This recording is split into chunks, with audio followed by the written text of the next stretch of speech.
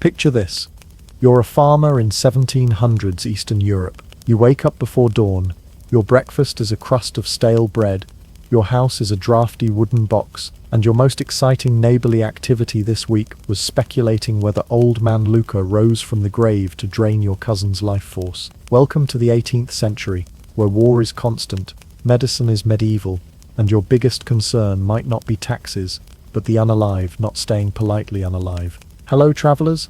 Histories do not always need to be boring.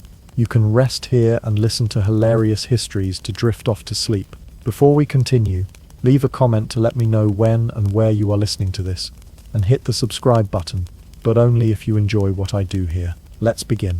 Life in Eastern Europe at the time was rougher than a coffin made from recycled fence posts. Between the Ottoman Empire shrinking, the Habsburgs expanding, and borderlands getting more tug-of-war action than a medieval gym class. Most villagers didn't know which empire they belonged to on any given Tuesday. Governments were unstable, literacy was rare, and the idea of news was usually just your neighbor yelling something suspicious about goats and curses. Now layer onto that delightful mess a few plagues, a pinch of crop failure, and a chronic shortage of clean water. Voila! You've got a recipe for existential dread topped with garlic, which, as it turns out, people believed actually kept evil away. Garlic. The original anti-vampire air freshener. You see, Eastern European villages were small, close-knit, and absolutely brimming with folklore. There was no Netflix, no books for most folks, and certainly no science classes. So what did people do for entertainment? They told stories, scary ones, passed down through generations, usually by candlelight, and always just spooky enough to make your cousin sleep with a cross under his hay pillow. These stories weren't optional bedtime tales either. They were warnings, moral lessons, social rules disguised as creepy bedtime stories. If your neighbor died suddenly, it wasn't heart disease.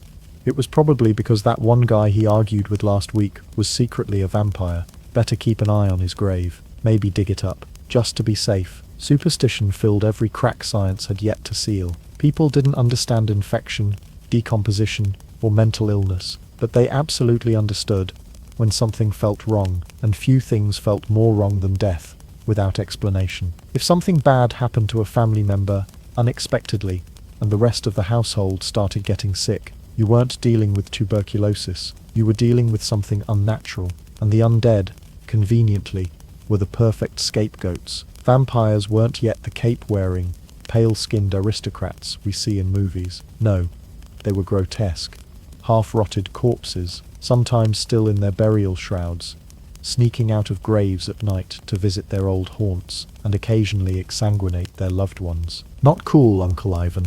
But what made vampire folklore particularly sticky in 1700s Europe was how practical it sounded at the time. People weren't just making wild guesses.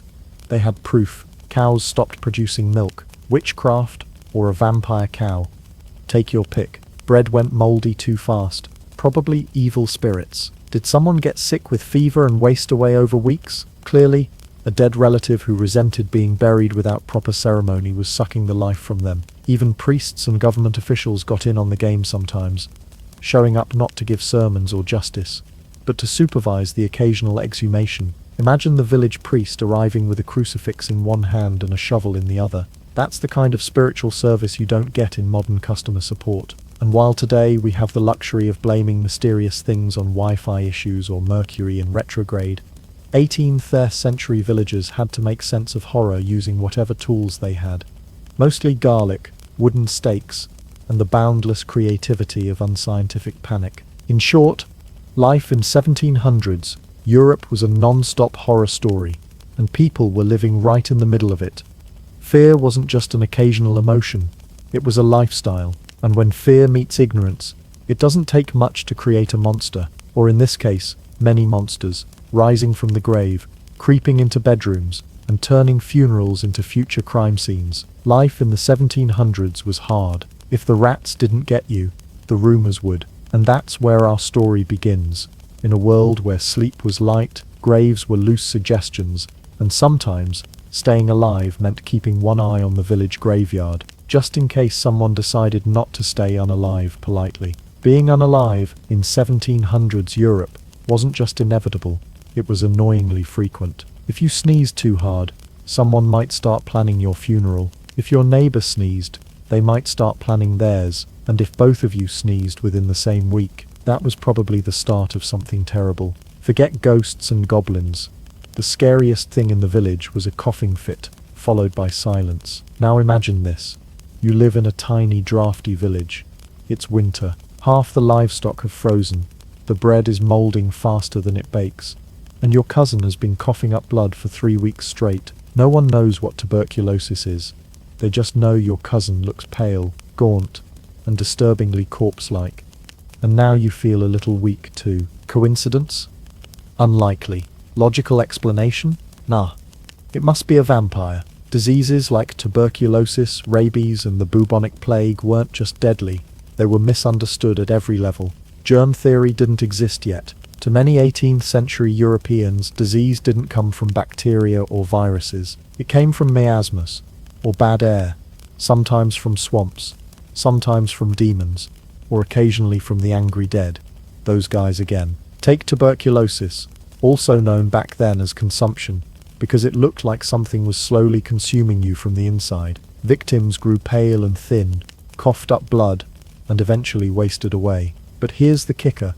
It often spread within families. One person died, then another, then another. Same house, same bloodline. In a world without microscopes, this didn't look like contagion. It looked like supernatural sabotage. Enter Uncle Gregor. He died a few weeks ago, buried out by the old chapel, nice and peaceful. But now the whole family's getting sick, and someone remembered Gregor's face looked oddly healthy at his funeral, suspiciously lifelike.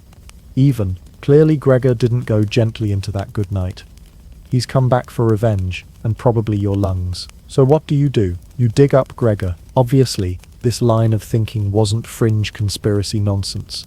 It was everyday village logic. If people kept dying, and no one knew why, there had to be a cause. And the only thing more terrifying than not knowing what was killing your family was suspecting that it might be someone you already buried. Rabies was another disease that added fuel to the vampire bonfire. With symptoms like foaming at the mouth, aggression, and extreme sensitivity to light and water, rabies turned victims into something very much resembling a horror movie creature.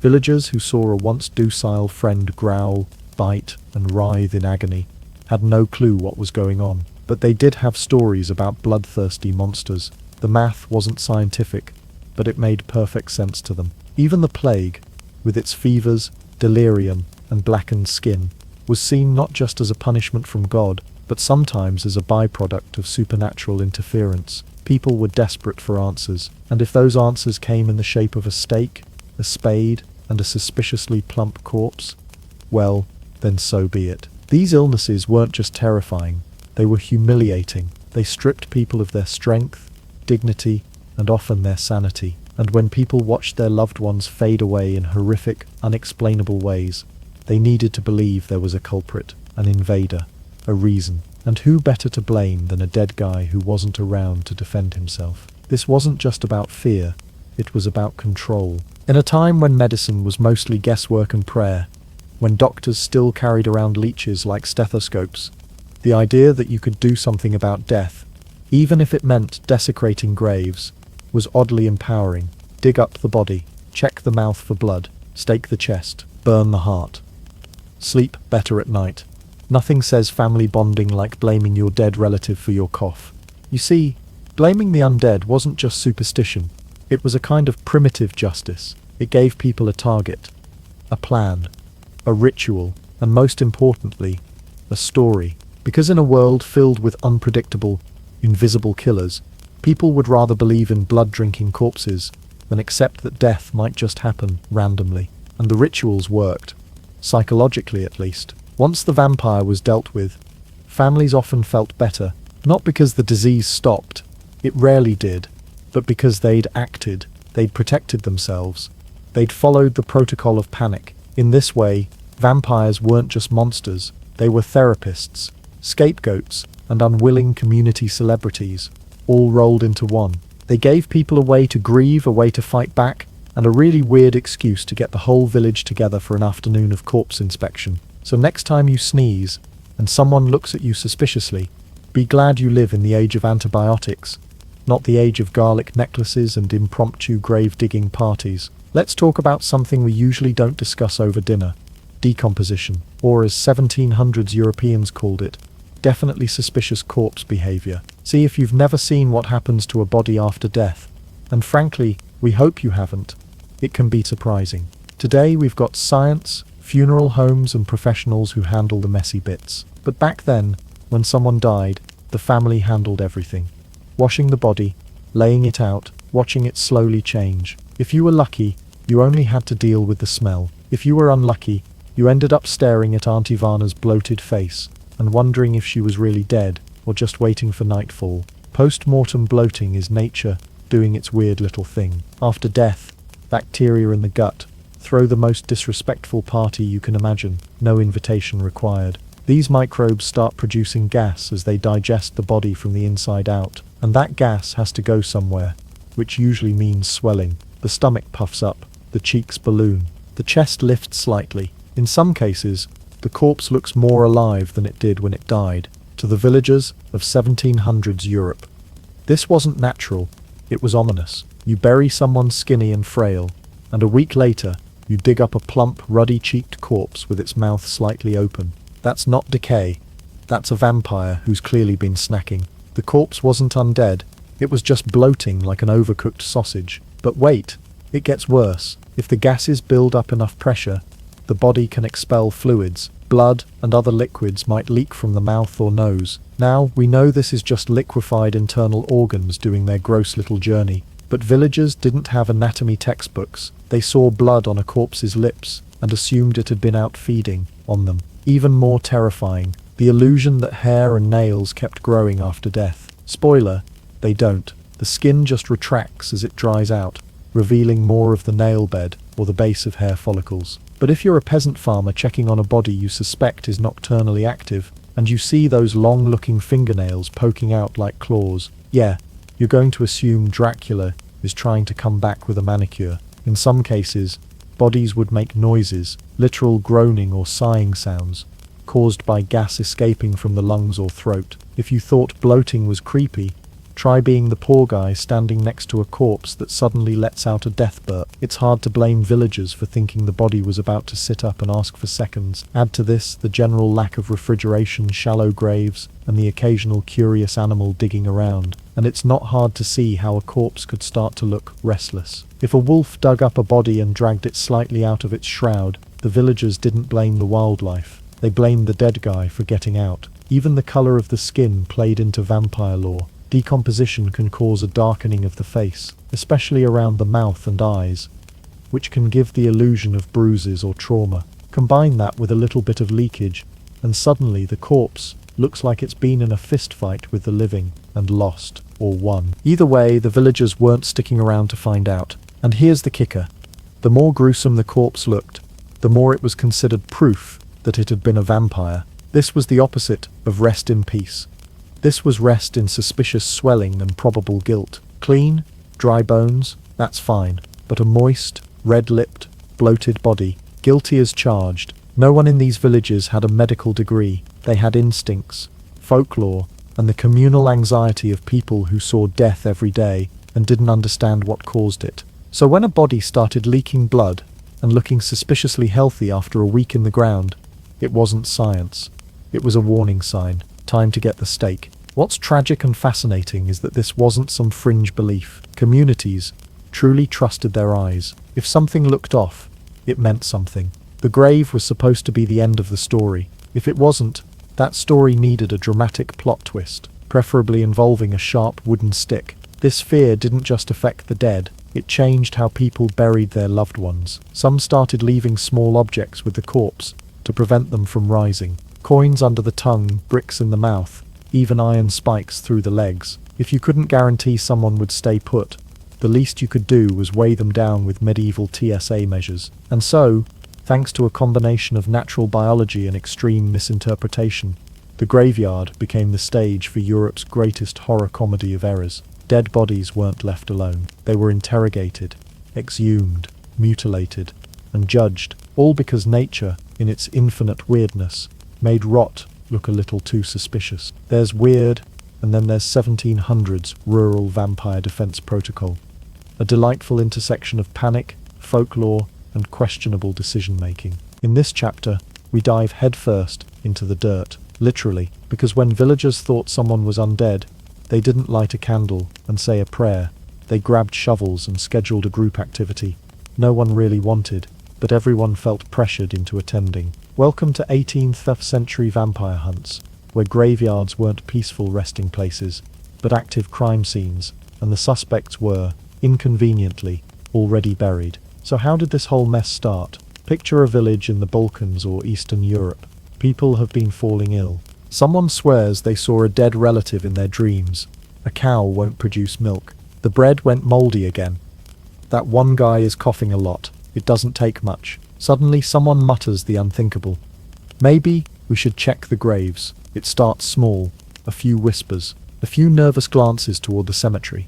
Then, as if orchestrated by supernatural anxiety and neighborly groupthink, everyone's outside digging up Uncle Blago's plot like they're hunting for treasure no one wants to find. Exhumation wasn't taken lightly.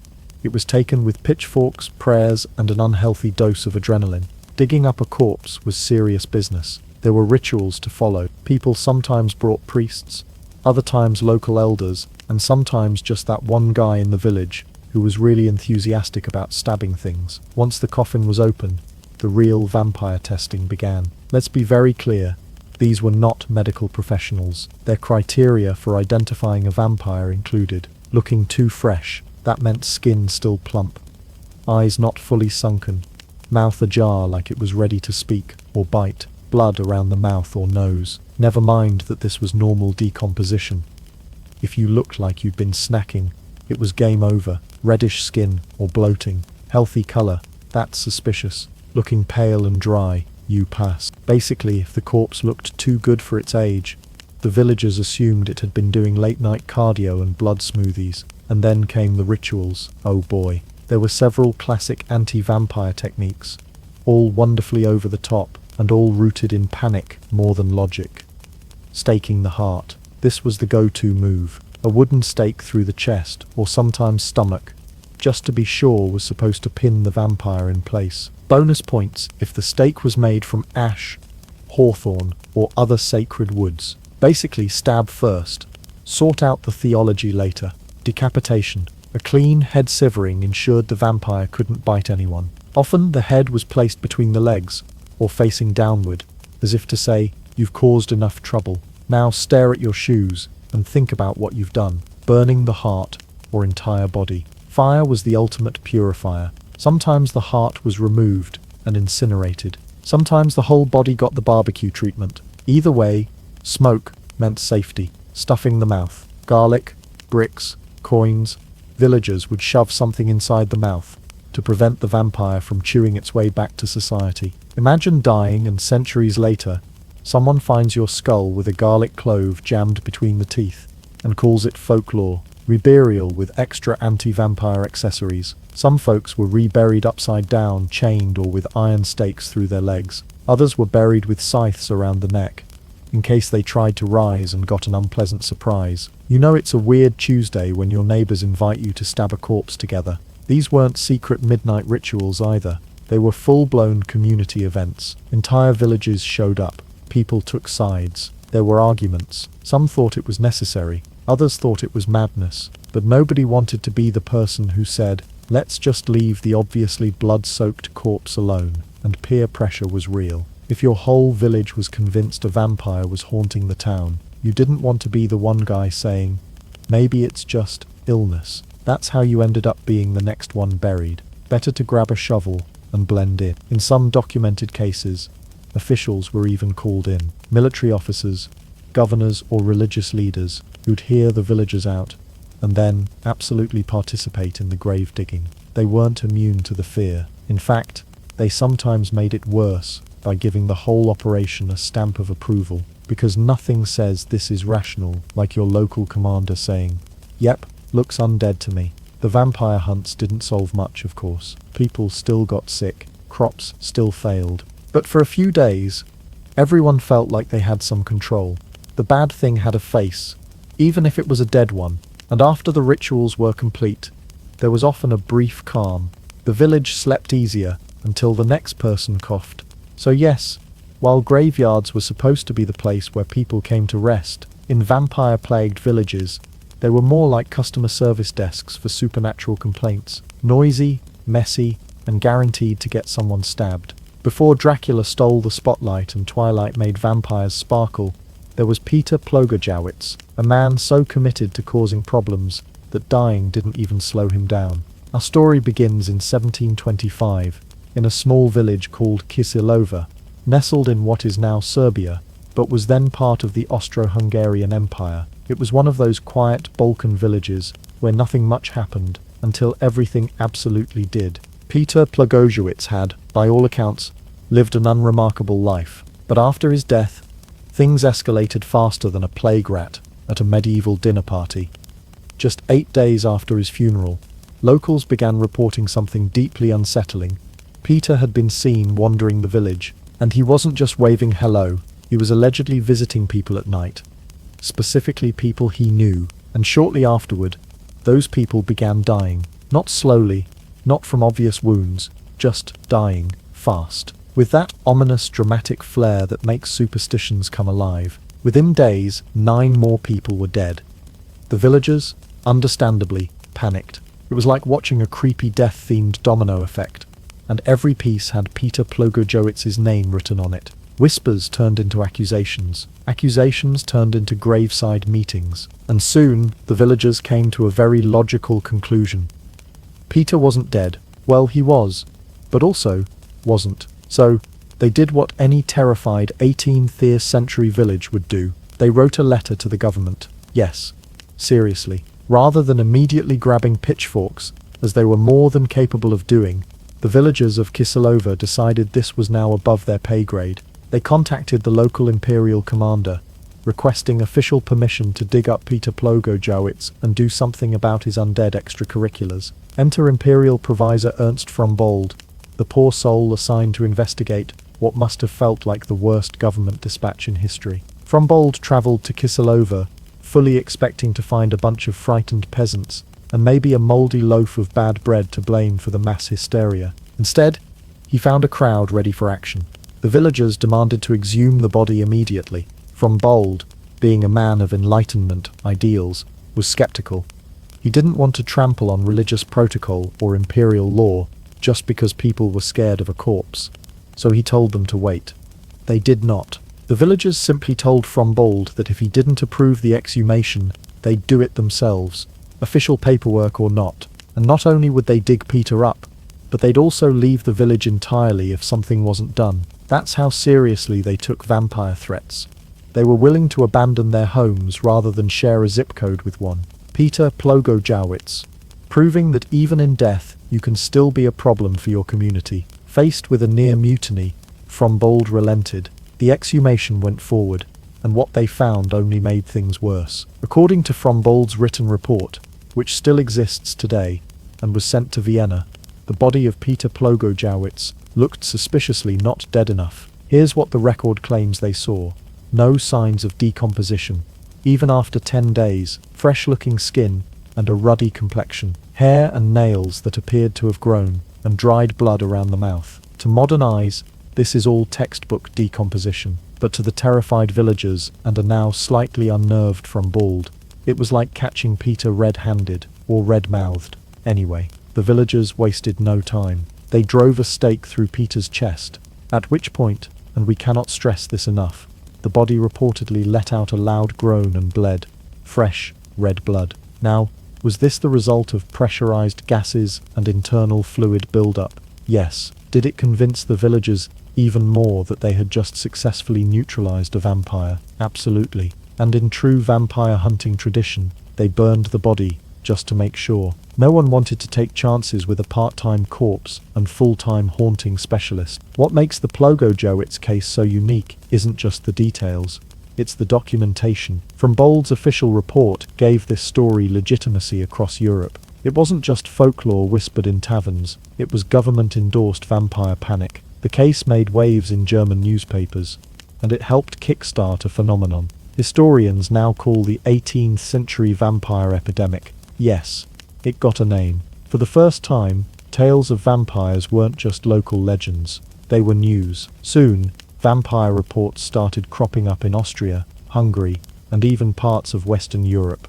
Writers, scientists, and theologians began weighing in. Suddenly, vampires weren't just spooky bedtime stories, they were an international concern. Peter Pluggo-Jowitz became, essentially, the first viral vampire, a corpse with clout, the celebrity no one wanted, but everyone couldn't stop talking about. And thus, one grumpy villager's posthumous antics helped spark a continent-wide conversation about what happens when folklore, fear, and formal paperwork collide. Imagine going to the doctor with a fever in 1700s Europe. You walk in, coughing, weak, maybe bleeding from the gums. The doctor takes one look at you, grabs a handful of leeches and says, "Excellent, let's drain some of that pesky life force out of you and see what happens." Welcome to early modern medicine, where the cure was often as confusing as the disease, and most health advice could have been generated by a drunk goat with access to herbs and a bone saw. Medicine in the 1700s worked about as well as yelling at a fever until it left out of pity. To understand why vampire fears thrived in this period, you need to understand the state of medical science, or more accurately, the impressive lack thereof. There was no concept of bacteria, viruses, or infection as we know them today. Germ theory, the idea that tiny invisible microbes cause illness, wouldn't take hold until the mid to late 1800s. So when people in the 1700s saw someone get sick and die mysteriously, they didn't ask, "What virus is this?" They asked things like, "Was Mercury in retrograde, or did we bury old man Stefan wrong?" Diseases weren't linked to microorganisms but to imbalances in the body's four humours: blood, phlegm, black bile, and yellow bile. If those sounded more like the ingredients of a cursed soup than a medical theory, you'd be right. And if you were unlucky enough to have an excess of blood, a common diagnosis for literally anything, the solution was simple: bloodletting. Ah yes, bloodletting. The practice of sticking a knife into a sick person and removing the very thing they needed to stay alive, based on the logic that if something was wrong it was probably your blood's fault. Sometimes the bleeding was done manually. Other times they brought in the real professionals, leeches. These slimy, blood-sucking little creatures were considered the interns of 18th century medicine. Cheap, disposable, and surprisingly effective at making patients scream. If you didn't like leeches, there were other options, such as inducing vomiting with herbs or poisons, smoking out illness with burning herbs, lavender, sage, or whatever smelled least like death, applying hot coals or mustard plasters to your skin until you were too focused on the burn to remember your fever, or, if you were really unlucky, trepanation, drilling a hole in your skull to let out the bad spirits. Not so much medicine as medieval home renovation. So it's no wonder that when people started showing signs of tuberculosis or rabies, coughing up blood, hallucinating, convulsing, doctors didn't say, "Ah, an infection." They said, "Have you considered demons?" And this is where vampire logic slipped neatly into the void left by poor diagnostics. If a family member got sick and died, and the rest of the household started wasting away, the local healer's toolbox had very few answers. Garlic was a go-to cure for nearly everything: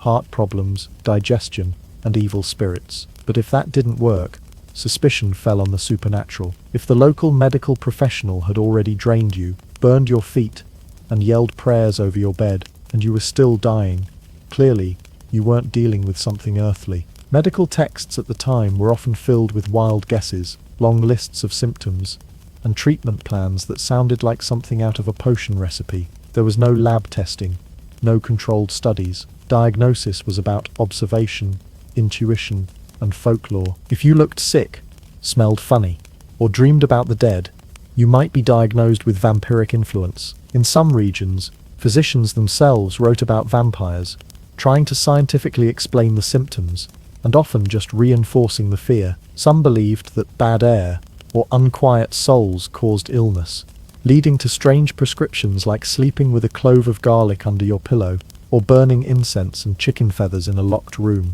And let's not forget the role of autopsies, which were rare, and usually performed with all the scientific rigor of a cooking show, filmed blindfolded. A bloated, bleeding corpse, which we now know is a natural result of decomposition, was all the proof needed for many 18th century minds. If the doctor didn't know why a dead body looked juicier than expected, then it must be something unnatural, like a vampire who'd just come back from a buffet. All of this meant that even the smartest people of the time were working with a playbook full of holes. The medical profession, though better than total guesswork, still leaned heavily on tradition, superstition, and a sort of shrug and bleed 'em approach to patient care. So when someone died mysteriously, or someone else claimed to have seen a ghostly figure at night, or a body looked too healthy in the grave, people didn't consult peer-reviewed journals. They reached for steaks, garlic, and prayers, because frankly those had the same success rate as the guy with the leeches. In the end, the vampire wasn't just a monster. It was a symptom of a world that didn't understand disease, didn't trust medicine, and desperately needed a way to explain the horrors that science hadn't caught up with yet. It's easy to laugh now, but if your best treatment option was sweat it out and hope for the best, a vampire probably did seem like a plausible explanation. When it comes to handling supernatural crises, few institutions have a track record quite like the church. In 1700s Europe, if something weird was happening, unexplained deaths, mysterious illnesses, or dead relatives creeping around your nightmares, you didn't call a scientist. You called a priest, preferably one with a strong constitution and an open mind about corpse-related hobbies. When your priest shows up with a Bible in one hand and a wooden stake in the other, it's not looking good for Grandpa. While vampire panic was fueled by folklore and fear, religion gave it structure and arguably escalated it to new holy heights. The Christian worldview at the time, particularly in Eastern Orthodox and Catholic regions, was steeped in deep ideas about the soul, sin, and the afterlife. According to doctrine, when a person died, their soul left the body and awaited final judgment. If you were good, you'd eventually make it to heaven, after a pit stop in purgatory.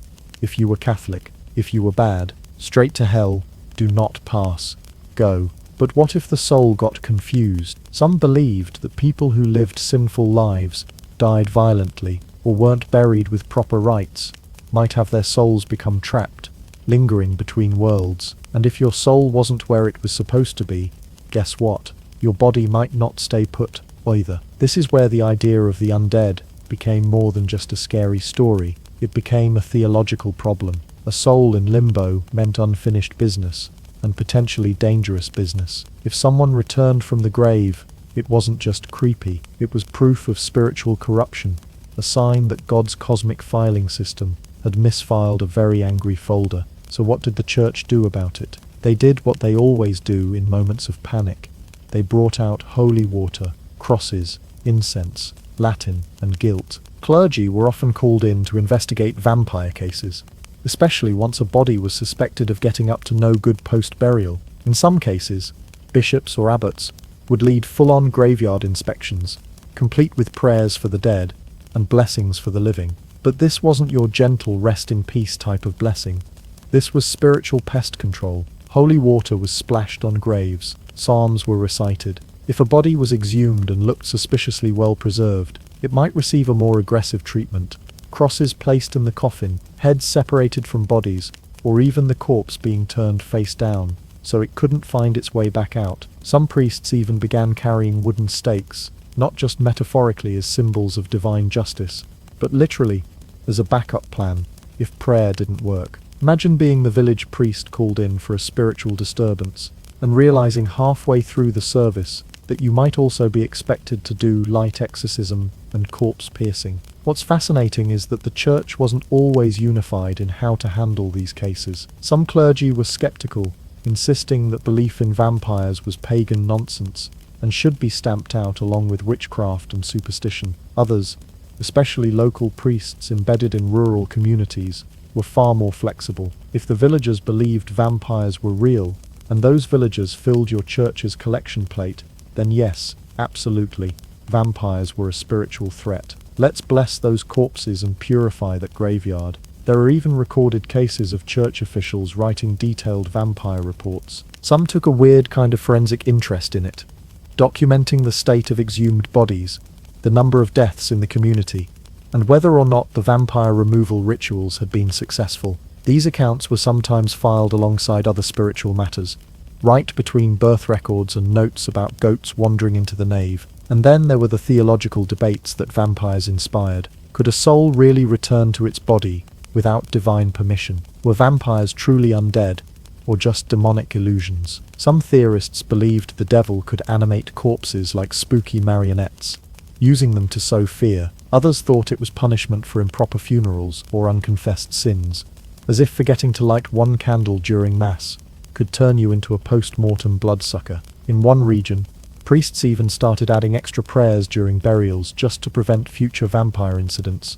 A sort of spiritual deadbolt. All of this created a surreal mixture of ritual and rumor, where religion didn't just comfort the grieving, it actively participated in digging up the dead. The cemetery, once a symbol of peace, became a battleground for the soul, where the priest and the stake-wielding peasant stood side by side, like a divine buddy-cop duo. But the church's involvement had another effect too.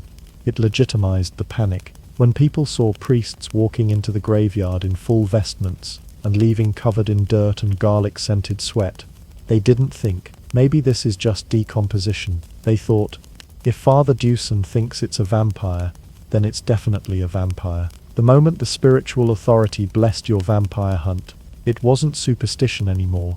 It was community health policy, ecclesiastically approved. So in the great vampire crisis of the 1700s, the church didn't just show up to calm the masses. It rolled up its sleeves, picked up a stake, and said, let's bless this mess. Long before hashtags, clickbait, or 24-hour news cycles, there was still one thing humanity did incredibly well: panic together. And in the 1700s, nothing spread faster than a juicy story about undead peasants sneaking out of their graves for a midnight snack. Welcome to the Vampire Hysteria's European tour, where ancient graveyards met Enlightenment-era publishing, and the results were bloody, breathless, and bizarre. Vampires were the 1700s version of TikTok trends, except instead of dances, it was digging up Nana. It all started in the Balkans, Serbia, Romania, parts of Hungary, regions brimming with old folklore, deep superstition,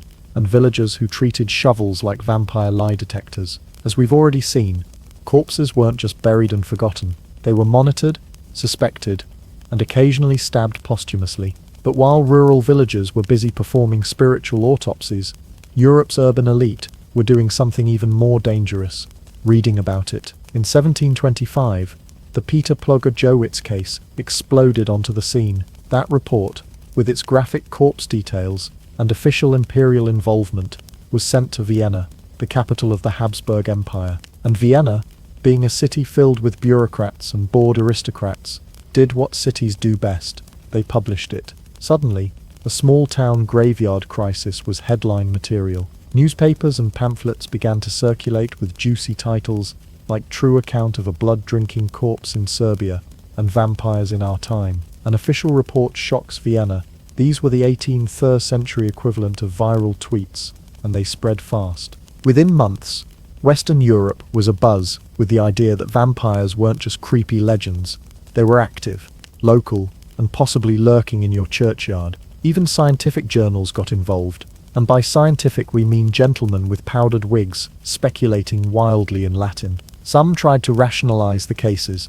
Others just relayed the events with barely concealed excitement. Either way, vampires were now a matter of public interest and public concern. What really gave the vampire craze its legs and sharp teeth were the travelers and military personnel stationed in Eastern Europe. Soldiers from the Austro-Hungarian Empire, posted in the outer provinces, wrote back home about the bizarre customs they witnessed, like burning hearts, staking corpses, and holding mass exhumations as community events. These soldiers weren't folklorists or anthropologists. They were ordinary men encountering unfamiliar customs and telling their friends, "You'll never believe what these villagers are doing out here. It's like Halloween but way more aggressive." Travelers and diplomats also played their part. Many wrote memoirs or letters filled with wide-eyed horror and fascination. To Western readers, Eastern Europe already had a reputation as mysterious, remote, and slightly haunted. Adding vampires to the list just made it that much more compelling. In France, intellectuals gobbled up vampire stories like spooky pastries. Some scoffed and dismissed them, but others leaned in hard. A Catholic theologian named Dom Augustin Colme published a treatise in 1746 called Dissertations on the Apparitions of Spirits and on Vampires or Revenants, in which he seriously explored the possibility that vampires were real. This wasn't some dusty, fringe document. It was read widely and fueled the fire of speculation. Meanwhile, in England, newspapers began reporting on foreign superstitions, blending horror and snobbery into highly entertaining columns. Readers couldn't get enough. Vampires were exotic and scandalous, like the Kardashians of the undead world. Gothic novels hadn't even hit their peak yet, but the stage was being set. By the mid-1700s, the word vampire was firmly lodged in the Western European imagination. Plays were written, satirical poems were penned, artists began depicting gaunt, blood-smeared figures rising from crypts. It was official. Vampires had gone viral. Here's the twist. While the public devoured vampire tales like they were hot gossip, Europe's intellectuals were divided. Some saw the stories as proof of backwoods ignorance. Others argued that the church's involvement gave them credibility. Still others said it didn't matter whether vampires were real. The important thing was that people believed in them and were reacting accordingly. And react they did. Local governments passed ordinances banning grave disturbances unless supervised. Priests gave special anti-vampire blessings. Doctors were dragged out to graveyards and asked to confirm that yes, this corpse had been definitely dead the whole time. Eventually, vampire panic began to fade as science slowly gained ground. The Enlightenment was creeping forward, and germ theory was only a century away. But even as the rational thinkers tried to shove folklore out the door, vampires dug in their heels and their fangs. What made this moment in history so remarkable wasn't just the superstition.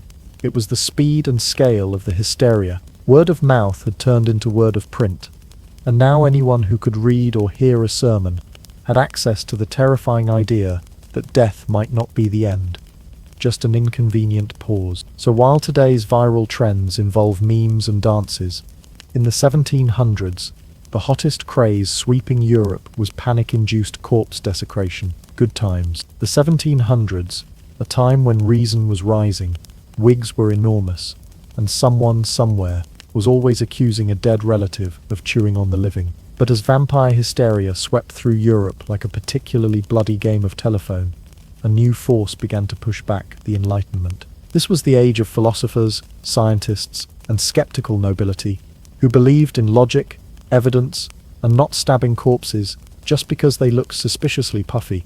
And let's just say, they were not amused. It's not every day a government has to officially tell you to stop exhuming bodies just in case. Enter the philosophers. First up on the fun police roster, Voltaire, the Enlightenment's reigning king of sarcasm and disdain. Voltaire took one look at the vampire panic, and in typical Voltaire fashion, rolled his eyes so hard it echoed through time. He wrote, "What? Vampires in our 18th century, and in Poland, Hungary, and Moravia too? Who would have believed it? Surely, this is superstition at its peak." Translation: stop embarrassing yourselves.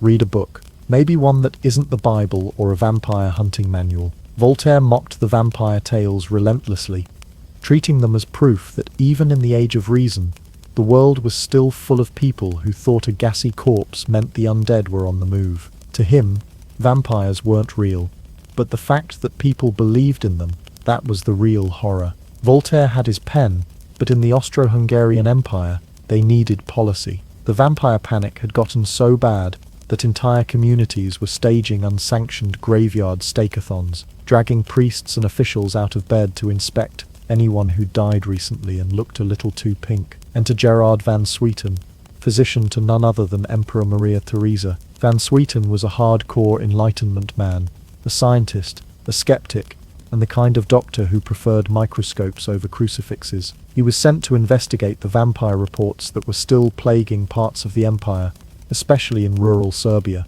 and oh, he was not impressed. He toured the countryside, listened to wild stories, watched a few vampire inspections, and then wrote a long, scathing report, politely suggesting that the entire empire should stop treating every decomposing villager like Count Dracula on holiday. He explained, with all the patience of a man trying to teach a rock how to do algebra, that corpses can appear lifelike due to normal processes like bloating, gas buildup, and skin retraction. He didn't call anyone stupid directly, but the tone of the report could curdle milk. Maria Theresa read the report, and in a rare imperial moment of can everyone just calm down, she issued a law that was both very reasonable and extremely weird in context. Stop exhuming people unless you have actual legal and medical evidence.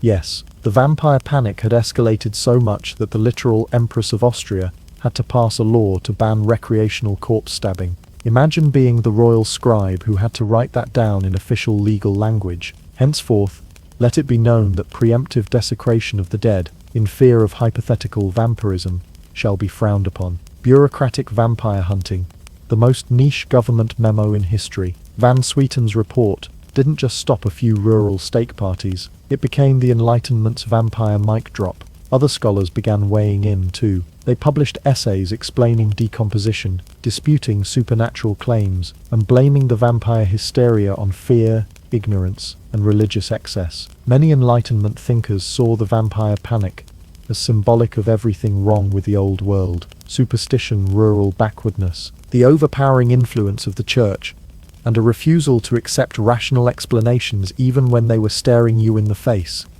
Sometimes literally, through the half-decomposed eyelids of an exhumed uncle. But here's the twist.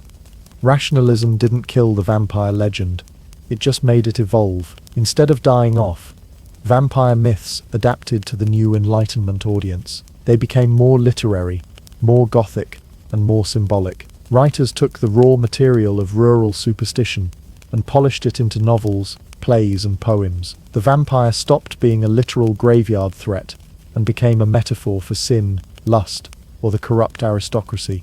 Still spooky, just now with top hats and tragic backstories. So, did the Enlightenment succeed in ending vampire panic? Technically, yes. Vampire hunts declined, official exhumations slowed, and fewer villagers were caught mid-grave robbing with a stake in one hand and a garlic necklace in the other. Governments leaned on doctors and scholars instead of priests with torches. But culturally, vampires didn't vanish.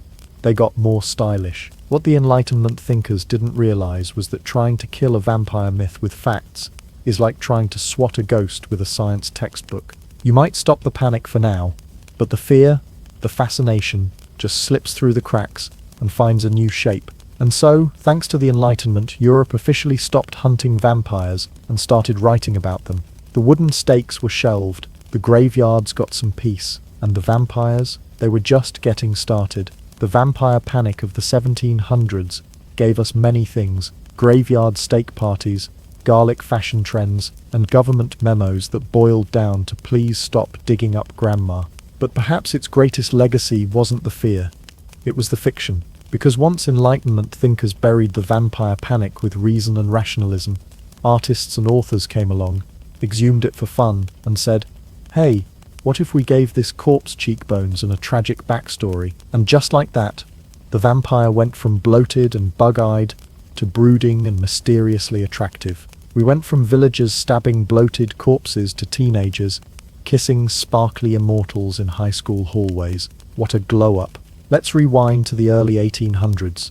The Enlightenment is dying down, and Romanticism is on the rise. People were now in the mood for drama, passion, and thunderstorms. The stage was set for a literary resurrection, and our old friend the vampire was just waiting in the wings, preferably in a high-collared cape. Enter John Polidori, a physician-turned-author, who in 1819 wrote The Vampire. His suave, seductive vampire character, Lord Ruthven, wasn't a rotting peasant sneaking out of the grave to nibble on villagers. No, Ruthven was rich, refined, and most importantly, hot. He had the manners of a gentleman and the morals of a broken vending machine. Polidori's vampire wasn't just a reimagining, it was a full-blown rebrand. The undead had officially entered high society. Then came Bram Stoker, who took the legend, doused it in gothic horror, and dropped it into 1897's Dracula, a novel that would become the holy scripture of vampire mythology. Stoker took fragments of Eastern European folklore,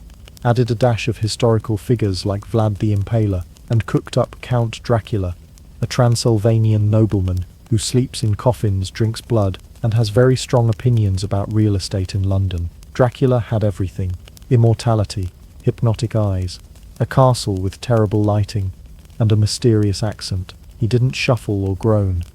He glided. He could turn into a bat, control the weather, and seduce women while quoting poetry.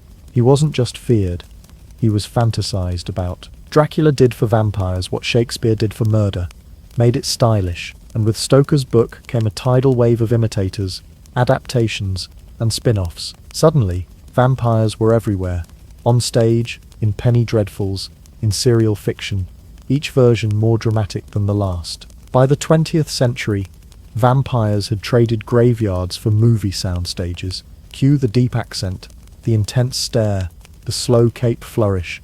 This wasn't a mindless ghoul, this was dangerous charm incarnate. From there, it only escalated. Vampires became metaphors for everything: repression, disease, capitalism, and eternal loneliness.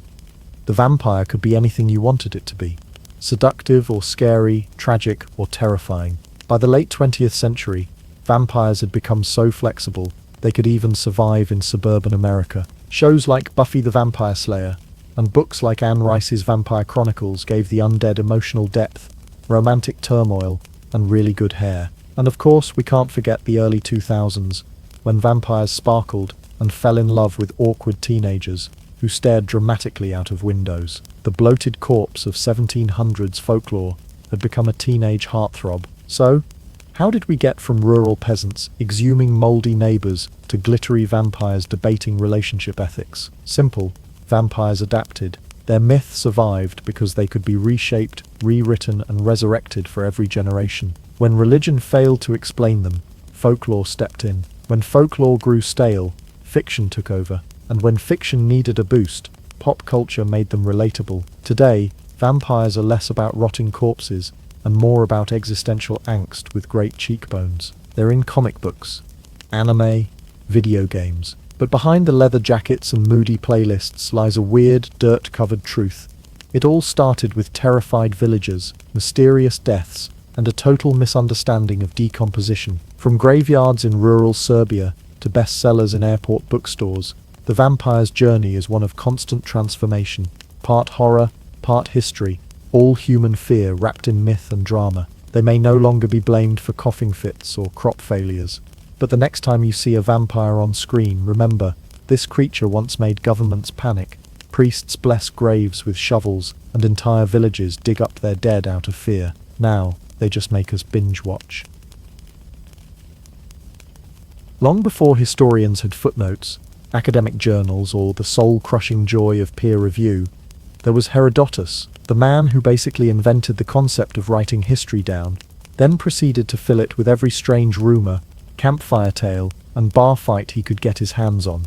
Born around 484 BCE in Halicarnassus, modern-day Bodrum, Turkey, a place now better known for beach resorts and overpriced cocktails, Herodotus grew up in a melting pot of cultures. His hometown was under Persian control at the time, which meant little Herodotus likely heard as many Persian bedtime stories as Greek ones, and he remembered all of them. He didn't just collect stories, he hoarded them like a mythological squirrel gathering tales instead of acorns. He came from a reasonably well-off family, which meant he had enough education to read, write, and, crucially, travel without being a full-time goat farmer. Somewhere between getting tired of local gossip and hearing about wars on the horizon, Herodotus decided to become something the ancient world didn't even have a word for yet: a historian. Except, again, that wasn't really a thing. You didn't just become a historian in ancient Greece. There were poets, philosophers, and playwrights.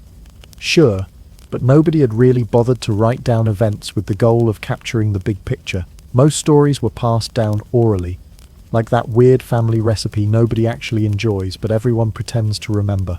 Herodotus took a look at that oral tradition and thought, what if I wrote it all down? The wars, the cultures, the customs, the gossip, the weird tales about people with backwards feet, all of it. And so, the Histories was born, a sprawling, sometimes baffling, always entertaining attempt to make sense of the known world. And by known world, we mean his world, which, to be fair, was pretty impressive for someone without Google Maps. Herodotus managed to include Egypt, Mesopotamia, Persia, Scythia, India, Libya, and Greece in his narrative. He didn't just sit in a cave and make things up, although, judging by some of his content, that's debatable. He walked, sailed, and maybe even hitched rides with merchants, just to ask. So what's the weirdest thing you've seen lately? Somehow, despite the fact that Herodotus didn't carry a press badge or credentials, people actually talked to him. They told him about wars, kings, prophecies, funeral rites, strange animals, and how to embalm a body using only natron, linen, and a deeply unsettling amount of optimism. He wrote it all down, all of it, even the parts he openly admitted might not be true. Yes, Herodotus was the original don't shoot the messenger kind of guy. He loved to preface his stories with lines like, "Some say," or "I was told by the locals," or "This may be hard to believe," which is ancient Greek for, "Look, I don't know if this is real, but it's too good not to include." Imagine a YouTuber saying, "This might be fake, but here's the footage anyway." That's the Herodotus seal of approval. To be clear, Herodotus wasn't trying to fool anyone. He genuinely thought that gathering every version of a story and presenting them side by side was the most honest way to approach history. He wasn't interested in editing or filtering. If someone in Babylon told him there were flying snakes in the desert, Herodotus wrote it down and let the reader decide whether they wanted to believe it or not. And that's what makes him kind of brilliant. Herodotus didn't see history as a dry list of dates and treaties. He saw it as human drama, full of ambition, betrayal, superstition, and occasionally, terrifying gold-digging ants. More on those in Chapter 5. He believed history should be interesting, not a punishment, and unlike many of his later, snootier successors, he had a sense of humor about it. Skeptics would later call him the father of lies, but honestly, he was more like the cool uncle of storytelling, the kind who tells wild tales at dinner and swears every one of them is true, because a guy in a tavern told me so. So yes, before Google, before textbooks, before even Socrates, there was Herodotus, writing everything down because nobody told him not to. And thank the gods for that, because without him, we wouldn't just lose one version of ancient history, we'd lose all the weird, gossipy, and gloriously human parts of it. And it's those parts, the strange, the silly, the occasionally suspect, that still make Herodotus worth reading nearly 2,500 years later. If Herodotus had a passport, it would have been so stamped up, modern customs agents would have cried. While most Greeks stayed within spitting distance of their hometown olives, Herodotus looked at the map and said, "Yes, please, all of it." This wasn't sightseeing for leisure. Herodotus didn't pack a toga and head out for some light sunbathing on the Nile. No, he travelled because he was on a mission to collect every story, custom, war tale, and awkward funeral ritual he could find, and then write it all down like the world's most determined oversharer. Let's start with Egypt, one of his first and most iconic stops. And to be clear, when Herodotus talks about Egypt, it's with the energy of a man who is completely blown away. He describes it with the kind of awe usually reserved for aliens or Beyoncé. To him, Egypt was where human civilization went to level up. He couldn't believe the pyramids, the temples, the gods with animal heads, the sacred crocodiles just chilling in temples like scaly VIPs. He also noticed that Egyptian customs were, in his words, the complete opposite of everyone else's. They mourned by shaving their heads, women could own property,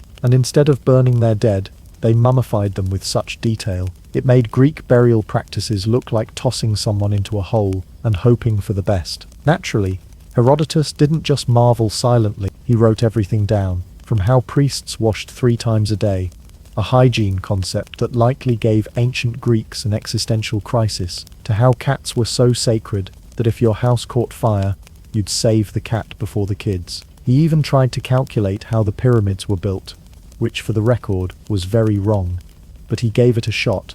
Bless him. From Egypt, Herodotus headed east to Mesopotamia and Babylon, where the rivers were wide, the ziggurats tall, and the cultural confusion absolutely rampant. In Babylon, he described walls so big that chariot races were allegedly held on top of them. Did that actually happen? Probably not, but it could have, and that's the Herodotus guarantee. He also recorded the tale of Queen Nitocris of Babylon, who allegedly built clever river defenses and even tricked invaders with buried traps and misleading tombs. Whether she existed or not is another question, but Herodotus wasn't here for citations. He was here for vibes and plot twists. Then came his trip into Persian territory, a part of the world both admired and feared by the Greeks. Herodotus observed with the fascination of a man who expected barbarism and found people drinking wine at dinner while debating philosophy. He was shocked that Persians had their own laws, their own gods, and their own very strong opinions about what made a man respectable.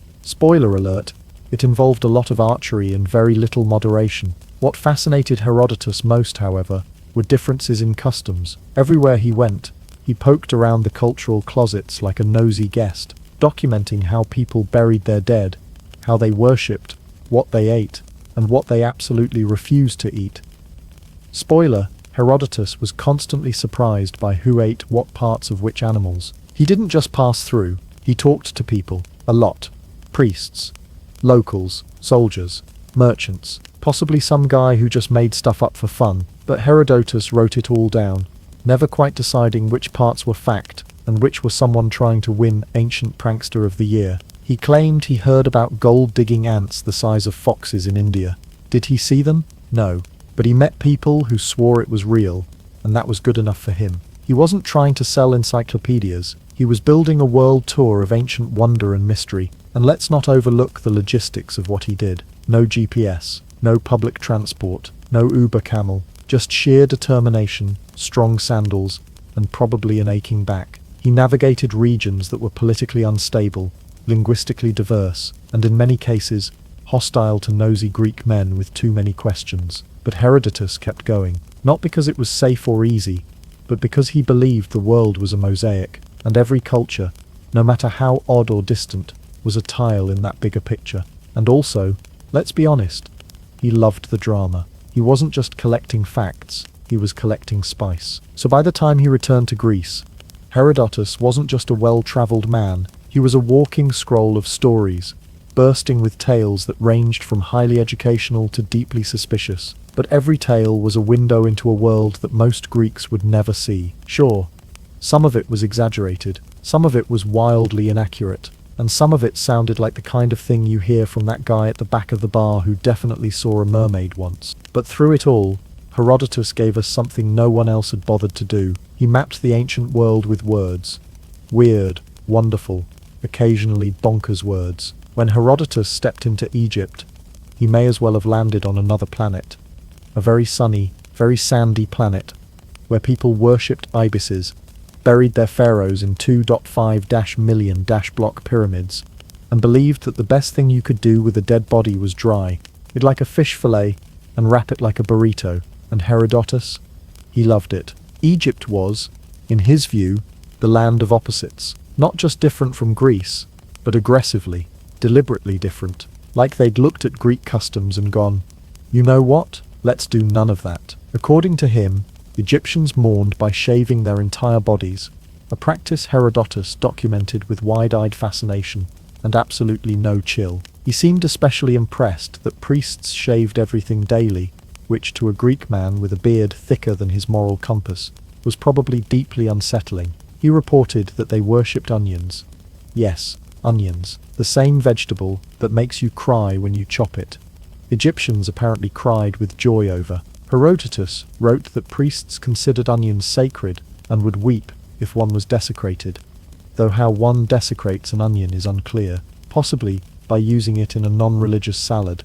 The Nile, of course, got a starring role in his account. Herodotus was obsessed with the river, probably because it broke all the rules he was used to. In Greece, rivers behaved. In Egypt, the Nile flooded on purpose, every year, regularly, like it had a Google Calendar reminder.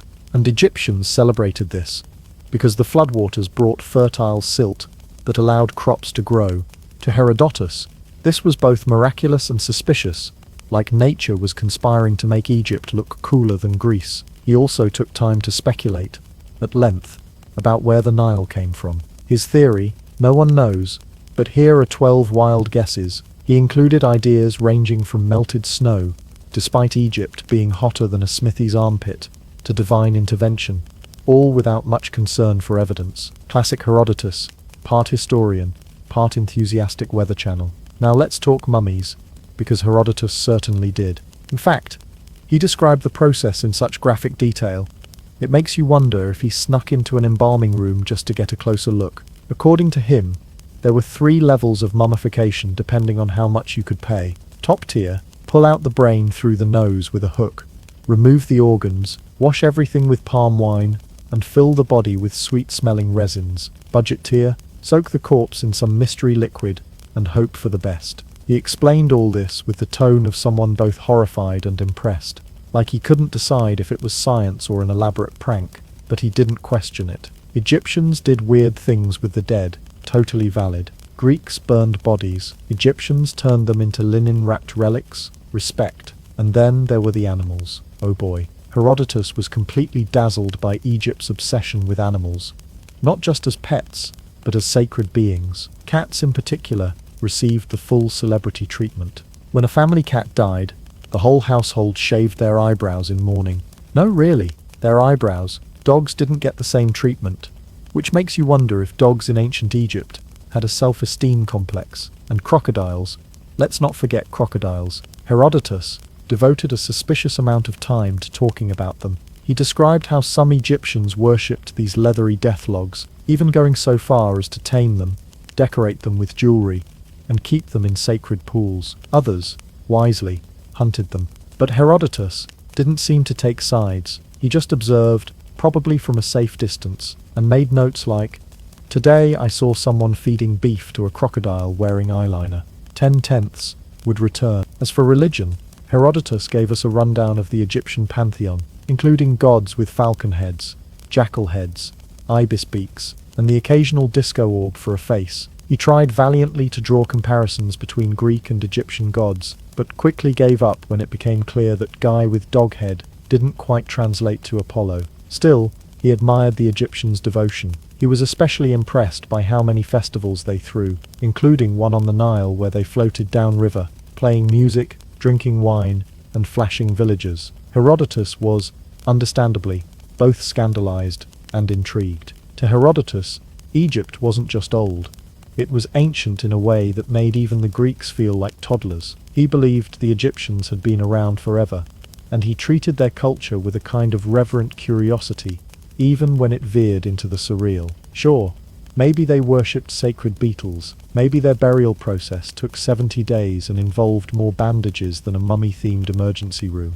But to Herodotus, it was all part of the beautiful, baffling tapestry of humanity. He didn't just describe Egypt, he painted it, with words soaked in wonder, dipped in myth, and sprinkled with just enough confusion to make it all magical. Whether or not he got all the facts right is irrelevant. He gave his readers, and us, a front-row seat to the grandeur and strangeness of a civilization that marched to the beat of its own sacred tambourine. If ancient Egypt was a land of sacred cats and linen-wrapped corpses, then Persia, to Herodotus, was the land of silk robes, endless wine, royal temper tantrums, and imperial pageantry turned up to 11. To the Greeks, Persia was both terrifying and fascinating, like your rich neighbor who keeps inviting you over for dinner and then tries to conquer your house. Herodotus was completely enthralled. He didn't just study Persia, he savored it, like a man invited to the fanciest banquet in the ancient world, knowing full well he might not make it to dessert. Let's start with Persian customs, which Herodotus chronicled like an ancient Yelp reviewer who couldn't stop giving 5 stars to things that confused him. He admired that Persians valued truth and bravery, and that they taught their sons 3 things: to ride a horse, to shoot a bow, and to tell the truth, which honestly sounds like the syllabus of a very intense Boy Scout troop. But then there was the drinking. Herodotus was deeply impressed, or maybe just amused, by how Persians made decisions. Step 1. Get completely hammered on wine. Step 2. Decide something important, like whether to invade a country or change the tax code. Step 3. Revisit the decision the next morning while sober and see if it still sounded like a good idea. If it passed both the drunk and sober test, then boom, that was policy. As Herodotus tells it, they deliberate while drunk, they decide while sober. He also couldn't help but marvel at Persian fashion. These people dressed, silk robes, golden jewelry, scented oils, the works. Herodotus describes the Persian elite like they'd never met a sequin they didn't like. While Greeks prided themselves on simplicity and showing off their pecs, Persians went full red carpet. To Herodotus, it was decadent, but also kind of awesome. Now enter the most dramatic character in Herodotus's entire book, Xerxes I, King of Kings, Lord of Everything, and absolute drama queen. If this were a soap opera, Xerxes would be the guy who slaps people with gloves, stares out over stormy oceans, and makes grand declarations like, "I shall conquer the world," or dramatically die trying. Herodotus paints him as powerful, angry, unpredictable, and constantly surrounded by yes-men whose job descriptions probably included professional ego buffer. One of the most infamous stories Herodotus shares is Xerxes' revenge against the sea. Yes, the sea. When a storm destroyed his pontoon bridges across the Hellespont, aka the Bosphorus Strait, Xerxes lost it, absolutely snapped. And what did he do? He ordered his soldiers to whip the sea with actual whips, while yelling at it, "Oh," and they threw chains into the water to punish it. Herodotus reports this with a straight face, though you can almost hear him snickering. It's the kind of moment that makes you wonder if Xerxes was terrifying or just in need of better coping mechanisms. You lose one bridge, and suddenly it's 50 shades of aquatic rage. Then there's Xerxes' army, which Herodotus described like it was a literal parade of nations. He claimed the army numbered in the millions. Modern historians gently disagree, and that it included people from across the empire, Ethiopians with painted faces, Indians with gold-tipped arrows, sake with pointy hats, and war chariots that looked like they were sponsored by Monster Energy. It's possible Herodotus was exaggerating, but if you were trying to hype up the Persians before the big Greece vs. Persia showdown, it was great marketing. He was also intrigued, and at times baffled, by Persian rituals. For example, they didn't spit in public, which was shocking to a Greek who thought spitting was basically punctuation. They considered it sacrilegious to burn the dead. Again, shocking. And they didn't pray in temples, instead opting for open-air rituals under the sky. Herodotus tried to compare it to Greek practices, but it was like comparing disco to Gregorian chant. Yet, despite all the cultural whiplash, Herodotus didn't treat Persia with scorn. On the contrary, he was fascinated, even respectful. He called it the most powerful empire in the world, and he meant it. Persia stretched from the Aegean Sea to the Indus Valley. It was a bureaucratic behemoth, an economic powerhouse, and a civilization that managed to juggle dozens of languages, religions, and ethnicities without collapsing into chaos, at least not right away. But Herodotus also saw the cracks. He loved a good moral lesson, and Persia, for all its grandeur, gave him material. He pointed out the dangers of overconfidence, luxury, and hubris, especially hubris. He viewed the Persian kings, especially Xerxes, as examples of what happens when too much power meets too little restraint. It's history with a side of cautionary tale, and maybe a few soap opera sound effects. So yes, to Herodotus, Persia was a land of paradoxes, rich and reckless, elegant and arrogant, disciplined yet impulsive. He didn't always understand them, but he admired their strength, their systems, and their spectacularly high thread counts. By the time you get about halfway through the histories, something becomes wonderfully, hilariously clear. Herodotus wasn't just a historian. He was also the patron saint of weird traveller tales. If a guy in a market whispered that somewhere in the east lived headless men with eyeballs on their chests, Herodotus didn't scoff. He leaned in and said, "Tell me everything." This was a man who operated not on facts, but on folklore-powered adrenaline. He didn't need maps. He needed imagination, blind trust, and the kind of confidence usually reserved for people explaining dreams they had while feverish. Let's start with his most iconic cryptid, the gold-digging ants of India. According to Herodotus, there existed ants, giant ants mind you, not so big as dogs, but bigger than foxes, which already raises the question, how many foxes had Herodotus actually seen? These monstrous ants supposedly lived in the sandy deserts of the east, and spent their time digging tunnels through the earth. In doing so, they unearthed precious gold dust, which humans would try to collect. Sounds easy, right? Except the ants didn't like this. So to harvest the gold, the locals had to rush in with camels, scoop up the gold, and dash out before the ants noticed and attacked. Because obviously, nothing says safe mining practices like outrunning a horde of territorial gold ants. Now, was any of this true? Of course not. But Herodotus wasn't bothered. He never claimed he saw the ants, only that he heard about them from reliable sources, probably the same guy who sold fake relics at the port. But this was the beauty of Herodotus. He was the original. I swear my cousin saw its guy. He heard a wild tale, gave it a little seasoning, and served it up with the same seriousness he gave to royal treaties and war timelines. Everything got a seat at the table, no matter how many legs it had, or where its eyes were located. Which brings us to dog-headed people. Yes, you read that right. Herodotus mentioned tribes of people who had the bodies of men and the heads of dogs. They barked instead of spoke and wore animal skins. He placed them somewhere in India or Libya or, conveniently, wherever cartographers hadn't gotten around to drawing yet. It's the ancient version of somewhere deep in the jungle, a mystical zone where logic need not apply. And then there were the headless people with eyes in their chests, known in later legends as the Blemias. These lovely folks, according to Herodotus and some of his even more dramatic sources, walked around without heads, yet managed to function just fine because their eyes were nestled somewhere around the collarbone region, which raises several questions. How do they put on necklaces? How do they sneeze? Why did Herodotus not find this even remotely worth doubting? Again, he never claimed to see them, but he heard about them. And that, to Herodotus, was gold, possibly dug up by ants. He also gave us tales of flying snakes, pygmy tribes at war with cranes, and winged scorpions, essentially turning his book into a cross between National Geographic and a child's monster doodle collection. And he didn't treat these things as jokes. He wrote about them with genuine fascination, like he was piecing together a puzzle where all the pieces were imaginary animals with anger issues. But here's the thing.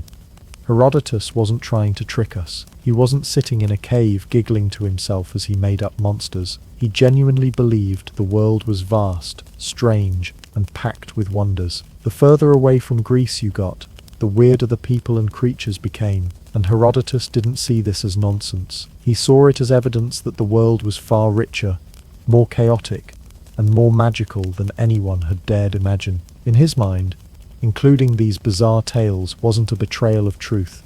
It was a celebration of curiosity. He was trying to understand the world, and he knew that meant listening to everyone, even if what they said sounded like the plot of a rejected sci-fi novel. Modern historians, of course, love to debate whether Herodotus was gullible or just very committed to capturing oral traditions. But maybe that's the wrong question.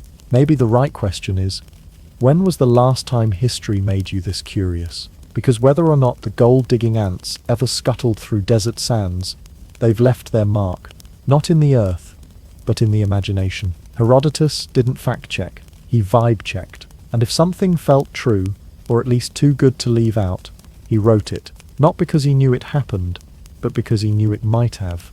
And that possibility was too delicious to ignore. So if your cousin ever says he saw a giant snake flying through the air while fighting a crane over a gold nugget, just nod wisely and say, "Ah yes, Herodotus would have loved that." By the time Herodotus starts talking about the Persian Wars, one thing is clear, he's pulling for the home team, and not just a little. This is full-on ancient Greek hype mode. If you didn't know better, you'd think Herodotus was the official press secretary for Athens, possibly also their gym coach.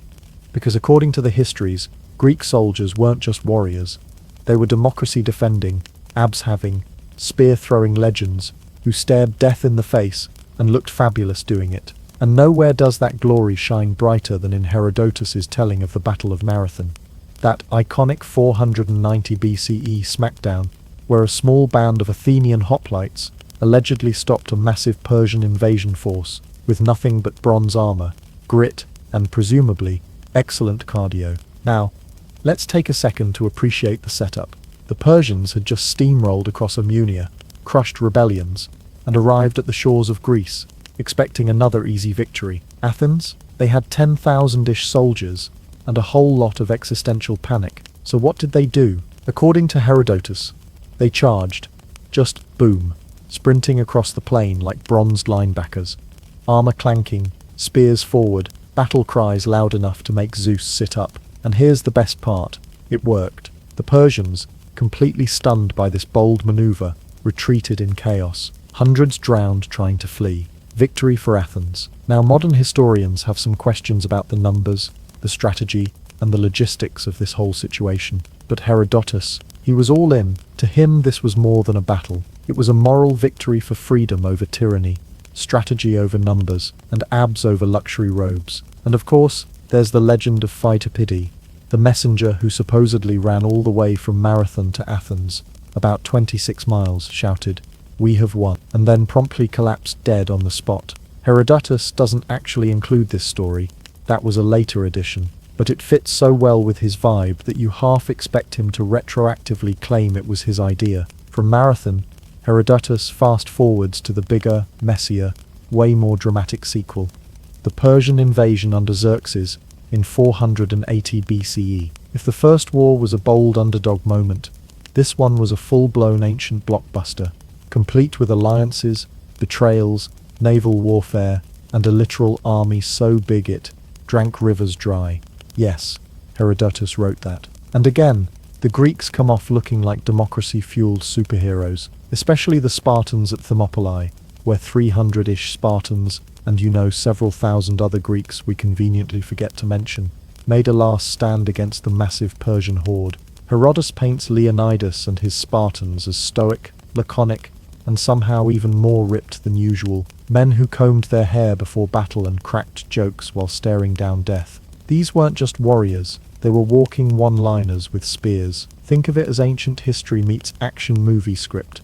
"Come and take them," said Leonidas. Herodotus was probably scribbling like, "Oh yeah, that's going in." After Thermopylae, we moved to Salamis, the naval battle where the Greeks, especially the cunning Athenians, lured the massive Persian fleet into a narrow strait and sank it with superior maneuvering. Herodotus absolutely delights in telling how Themistocles, the Athenian general, tricked Xerxes into attacking at the worst possible moment. He practically high-fives Athens through the page. And then there's Plataea, the final land battle where the remaining Persian forces were decisively defeated. Again, Greek unity, hoplite discipline, and general excellence save the day. Herodotus doesn't spare any opportunity to describe the Persians panicking, the Greeks holding formation, and the gods practically cheering from the sidelines. But woven into all this military storytelling is something deeper, Herodotus's moral framework. He's not just chronicling war, he's showing us a cultural showdown between East and West, between monarchy and freedom, between what he sees as Persian arrogance and Greek courage. Sure, it's biased. Okay, it's incredibly biased, but it's also compelling, because Herodotus isn't just rooting for the Greeks, he's mythologizing them. To him, Athens didn't just fight a war, it invented political destiny. He portrays them as underdogs, yes, but also as the birthplace of reason, strategy, and the democratic ideal, and possibly six-packs. Seriously, Greek bodies get suspiciously glowing coverage in Herodotus. They're fast, they're strong, they have discipline, they fight better, think faster, and yes, they look incredible doing it. Every Greek warrior in his book sounds like he just stepped out of a marble statue photo shoot. In Herodotus's telling, Greek victory wasn't just historical, it was inevitable, because how could the universe possibly side with a king who whipped the ocean when it could back a city that invented voting and running marathons? So while modern historians pick apart the facts and numbers, there's no denying what Herodotus gave us, a thrilling, absurdly patriotic, wonderfully exaggerated origin story for Western civilization, complete with battle cries, chest hair, and an unshakable belief in the power of a well-oiled democracy. In the ancient world, if you had a burning question, say, should I invade my neighbor? Is my son cursed? Or is it safe to eat this goat? You didn't consult a therapist, a general, or even your mother.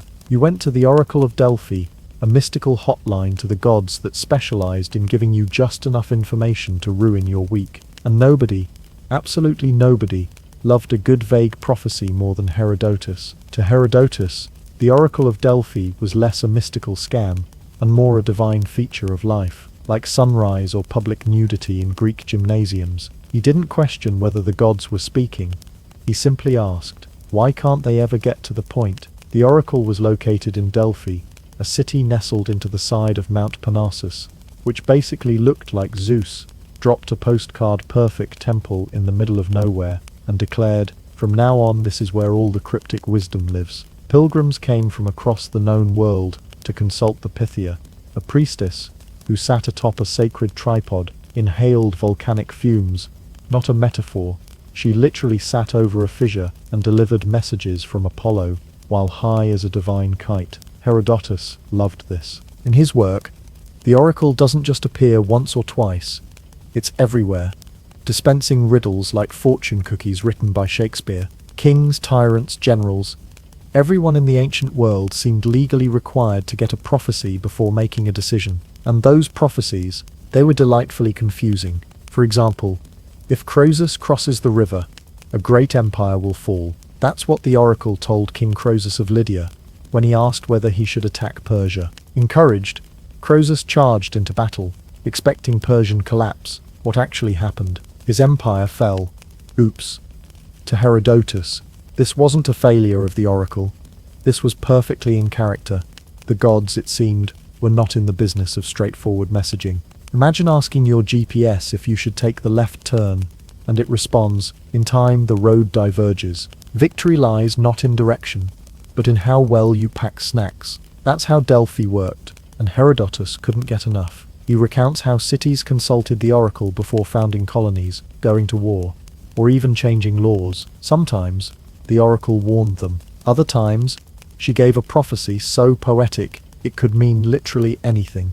And if it didn't come true, that was your fault, not hers. You just misinterpreted the ancient riddle mumble from a woman breathing volcanic hallucinogens. Herodotus admired this system. In fact, he was clearly impressed that so many powerful people were happy to risk entire nations on metaphors. Delphi, to him, was like a cross between a divine Reddit thread and a magic 8-ball, but with a fancier dress code. And yet, Herodotus also had a tiny bit of side-eye for how the oracle always seemed to favor certain cities. For instance, he noted how Sparta seemed to get very supportive oracles. Sparta shall be great.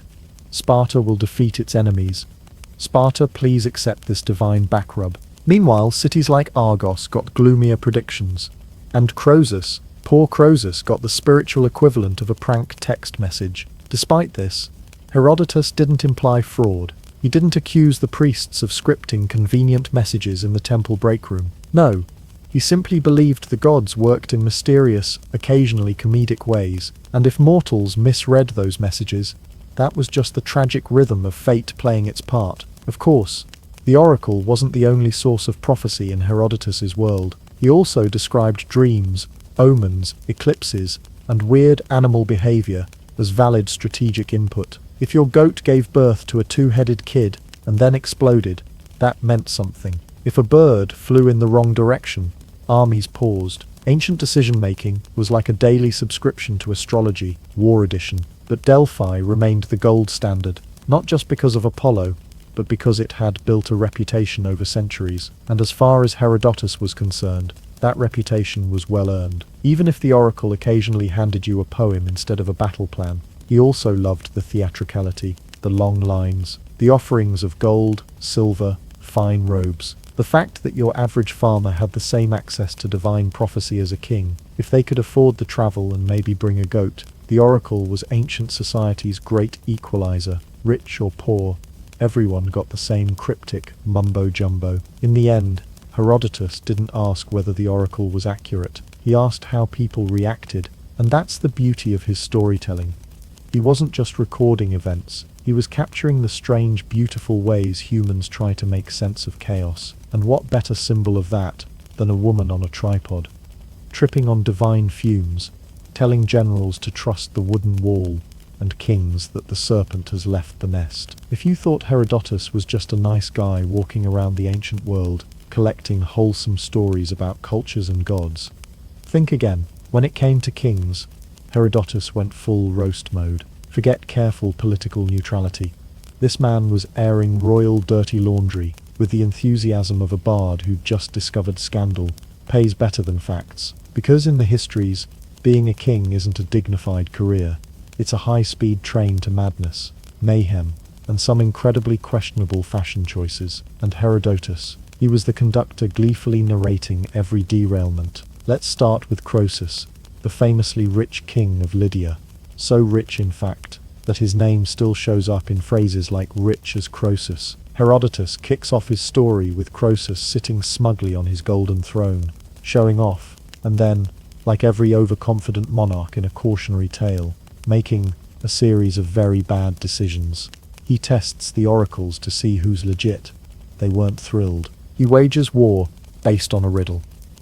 Spoiler, it backfires, and when his city falls to the Persians, he ends up about to be burned alive on a pyre. But don't worry, Herodotus gives Croesus a redemption arc, complete with divine intervention, a sudden realization of hubris, and a last-minute rescue by Cyrus the Great. But that's just the warm-up. Let's move on to Cambyses' Decision, son of Cyrus, and a man Herodotus clearly believed was one toga short of a psychotic break. According to Herodotus, Cambyses didn't just rule Persia, he terrorized it with theatrical flair. He stabs his own brother in a fit of paranoia. He kills the sacred Apis bull in Egypt just to show off, which is a huge no-no when locals worship said bull. He mocks Egyptian gods, disrespects mummies, marries his own sister, maybe two of them, and then descends into what Herodotus politely refers to as madness. And by madness, he means drunken rampages, public hallucinations, and possibly shouting at furniture. Herodotus presents Cambyses like the ancient version of a reality show villain, dramatic, unpredictable, and great for ratings. There's even a scene where Cambyses opens ancient tombs in Egypt just to check if people were really mummified, like some kind of cursed tourist with boundary issues. And then there's Xerxes. We've met him before, the sea-whipping king of Persia. But Herodotus doesn't stop at bridges and temper tantrums. No, he gives us the full character profile, emotionally unstable, easily flattered, and prone to crying over war plans, before ordering mass executions 5 minutes later. In one famous passage, Xerxes looks over his massive army and starts crying because none of them will be alive in 100 years. Touching, right? Then he immediately orders an invasion of Greece that leads to the deaths of thousands. It's the emotional whiplash of a man who writes poetry in the morning and burns villages by lunch. Herodotus makes it very clear. Absolute power makes people weird. These kings aren't wise rulers. They're cautionary tales with golden crowns. They stab their own families, talk to oracles like they're baristas, and make war decisions based on dreams, grudges, or bad vibes. But he doesn't just roast Persians. Greek tyrants get their turn on the spit too. Take Persistratus, the Athenian ruler, who seized power not once, not twice, but 3 times, including one occasion where he faked a political comeback by putting a tall woman in armor and parading her through Athens as Athena herself, and people believed it. Because apparently, ancient Athenians would vote for anything in a helmet. Then there's Cleisthenes of Sicyon, who renamed tribal divisions in his city after animals he didn't like, just to insult his political enemies. Herodotus relays this with a straight face, but you can feel the underlying tone of, yes, this man reorganized his government into the House of Donkeys and the Council of Pigs, and somehow remained in charge. What makes all of this even better is how casually Herodotus drops these bombshells. He'll describe a king murdering his brother in one sentence, and then in the next, he's talking about what kind of sandals the local priests wore. It's like if Game of Thrones were narrated by someone who occasionally stopped to admire pottery, and through it all, Herodotus never quite condemns these kings. He just lays it all out with a gentle shrug. Like, look, I'm not saying being a monarch turns you into a riddle-obsessed megalomaniac with a sword complex, but here's a list of 12 guys who did exactly that. To Herodotus, kings were cautionary myths in real time, walking examples of how ego, power, and divine entitlement could warp even the smartest ruler into a dramatic footnote. He didn't need to invent villains. History, in his view, was already packed with people doing perfectly ridiculous things while wearing crowns. By now, you've marched through battles, chatted with oracles, fled gold-digging ants, and possibly developed a healthy mistrust of every ancient king.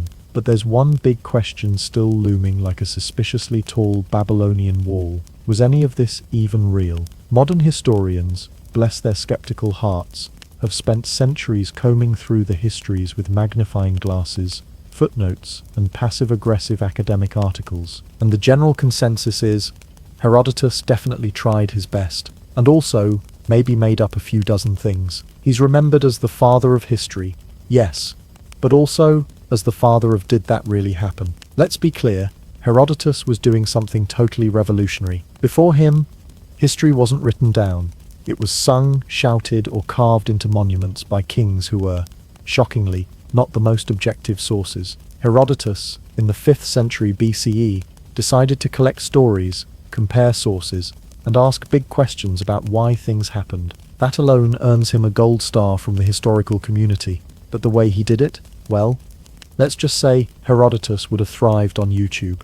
Picture him today, one part documentarian, one part travel vlogger, one part the guy at the party who just got back from somewhere exotic and will not stop talking about it. You know the one. He starts with "So, I was in Egypt," and 45 minutes later, you're somehow hearing about teleporting camels and sacred turnips. Herodotus's research method was something like this. Hear a story from someone vaguely near the source. Nod thoughtfully. Maybe hear it from a second guy. Write it down just in case. Say, some people say X, others say Y. I'm not picking sides, but here's a 14-page description of why. He loved options. He often presents multiple versions of events without choosing one, which is either charmingly diplomatic or a historian's worst nightmare. Take his description of the Nile's flooding. He gives 3 different explanations. One involving snow in Central Africa, not quite. One about seasonal winds, closer, and one about the river just doing whatever it wants. Basically vibes. Modern scholars reading this are like, Herodotus, please, pick one. But he never does. He wasn't interested in facts for their own sake. He was interested in possibility. In his own words, "I feel it my duty to record what is told, though I do not necessarily believe it." The thing is, Herodotus wasn't trying to lie. He wasn't a fraud, or a charlatan, or the ancient equivalent of an Instagram hoax account. He genuinely believed that to understand the world, you had to listen to all the voices in it, even the ones who swore there were headless men in Libya, with eyeballs on their torsos. He had no concept of peer-reviewed sources. There were no libraries of cross-referenced citations. He traveled, he interviewed, and he tried to make sense of a world where gods meddled in politics, dreams foretold wars, and giant ants dug up gold. Frankly, we're lucky he wrote any of it down at all. And yes, he got things wrong. Sometimes hilariously so. Babylon wasn't quite the glittering super city he described. His numbers for Persian armies could generously be called creative. And no, the Nile does not flood because it's shy during the summer. But then, sometimes, he absolutely nailed it. His descriptions of Egyptian embalming are remarkably accurate. His list of Persian customs checks out surprisingly well, and many of his political and military accounts line up with other, later sources. So we're left with a man who mixed myth and reality like it was a historical smoothie, and served it up with the confident flair of someone who genuinely thought it was all worth remembering. That's the key to Herodotus. He wasn't writing just to report the past, he was trying to understand it, and he wanted you, yes, you, future reader, to ask questions, to weigh evidence, to wonder aloud, could that really have happened? He wasn't just giving you answers, he was inviting you into the story, and honestly, that's kind of beautiful. Sure, modern historians have trimmed, corrected, and occasionally sighed at Herodotus' more enthusiastic moments, but they also owe him everything, because before him history was oral noise. After him, it became a conversation. A messy, thrilling, occasionally ridiculous conversation, but a conversation nonetheless. So, was any of it true? Some of it, enough of it, maybe more than we think. But even the wild parts, the gold-digging ants, the prophecies, the royal breakdowns, still tell us something real, not always about what happened, but about what people believed, feared, and wanted to remember. And sometimes, that's even more valuable than facts. When Herodotus finally put down his pen, or more accurately, his ancient stylus dipped in ink, he left behind more than just the histories. He left behind an entire blueprint for how to be curious, dramatic, and just the right amount of suspiciously inaccurate. To put it simply, Herodotus was history's loudest, most entertaining neighbor. The kind of guy who knocked on your door at dinner and said, "Hey, want to hear about a war? There's betrayal, omens, and maybe a flying snake." And against your better judgment, you always said yes. Centuries later, people still are. Because despite his occasional fact-optional reporting, Herodotus didn't just influence history, he invented how we tell it. Before him, there were kings with inscriptions saying things like, "I conquered this," or "the gods love me," probably. But Herodotus was the first to ask, why? What happened? Who messed up? What did their neighbor say about it? And were there any unusual animals involved? In doing so, he created not just a record but a story, filled with dialogue, motives, weird cultural habits, divine interventions, and petty royal tantrums. He made history readable, and not just readable, fun. To Herodotus, history wasn't a lecture, it was a festival. One where the facts wore glitter, the kings cried dramatically, and no story was too strange to be included.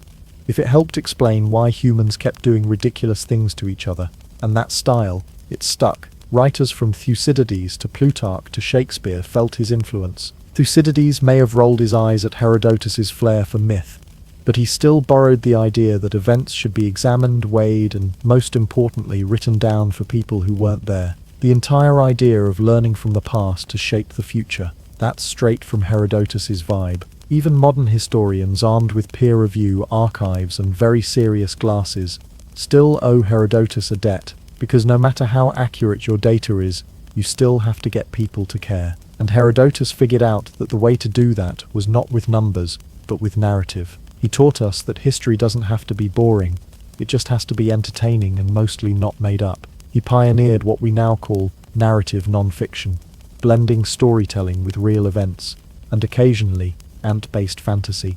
The result? A timeless, slightly chaotic love letter to human nature. His legacy didn't just live on in books, it echoed through centuries of storytellers, from Marco Polo to Ibn Battuta, from historians in dusty archives to podcasters with microphones and high caffeine tolerance. Anyone who's ever started a sentence with "did you know that?" and proceeded to share a historical fact, laced with wonder, weirdness, or flaming irony, that person is doing Herodotus cosplay. And let's not forget the other legacy, the cautionary one. Because while Herodotus inspired generations, he also raised one important warning. Just because someone tells a great story doesn't mean it's entirely true. This is why modern historians approach him with both admiration and a metaphorical red pen. Every fact he shares comes with a silent footnote. Fact may have been embellished for dramatic effect, but does that diminish his genius? Not really, because Herodotus wasn't trying to be the final word on truth. He was trying to capture the human experience in all its contradictory, inconsistent, gloriously messy glory. Wars weren't just fought, they were caused by rumors, bad dreams, drunken decisions, and the occasional divine prank. Herodotus didn't gloss over that. He leaned in. And in doing so, he became more than just a chronicler. He became a mirror, reflecting how people thought, what they feared, and how they made sense of a world full of chaos, crocodiles, and capricious gods. In a way, Herodotus wasn't the father of history because he got every fact right. He was the father of history because he got the tone right. He knew that people remember stories, not spreadsheets, that facts need context, and context needs color, that history isn't just about what happened, it's about how people felt about what happened, even if that feeling involved a prophecy and a sacrificed goat. His rule of historical storytelling still holds. If the truth is boring, spice it up with some giant ants. So the next time you hear a wildly dramatic historical tale about emperors gone mad, or naval battles guided by ghostly wind, or a woman disguised as a goddess to help her boyfriend overthrow a government, pause for a moment, then smile, raise an imaginary wine goblet, and whisper, "Thanks, Herodotus," because whether he was fact-checking or fantasy flexing, this curious, chatty man from Halicarnassus gave us something invaluable. The idea that history is not just about dates and battles, it's about people, and people are frankly the weirdest and most wonderful part of the whole thing.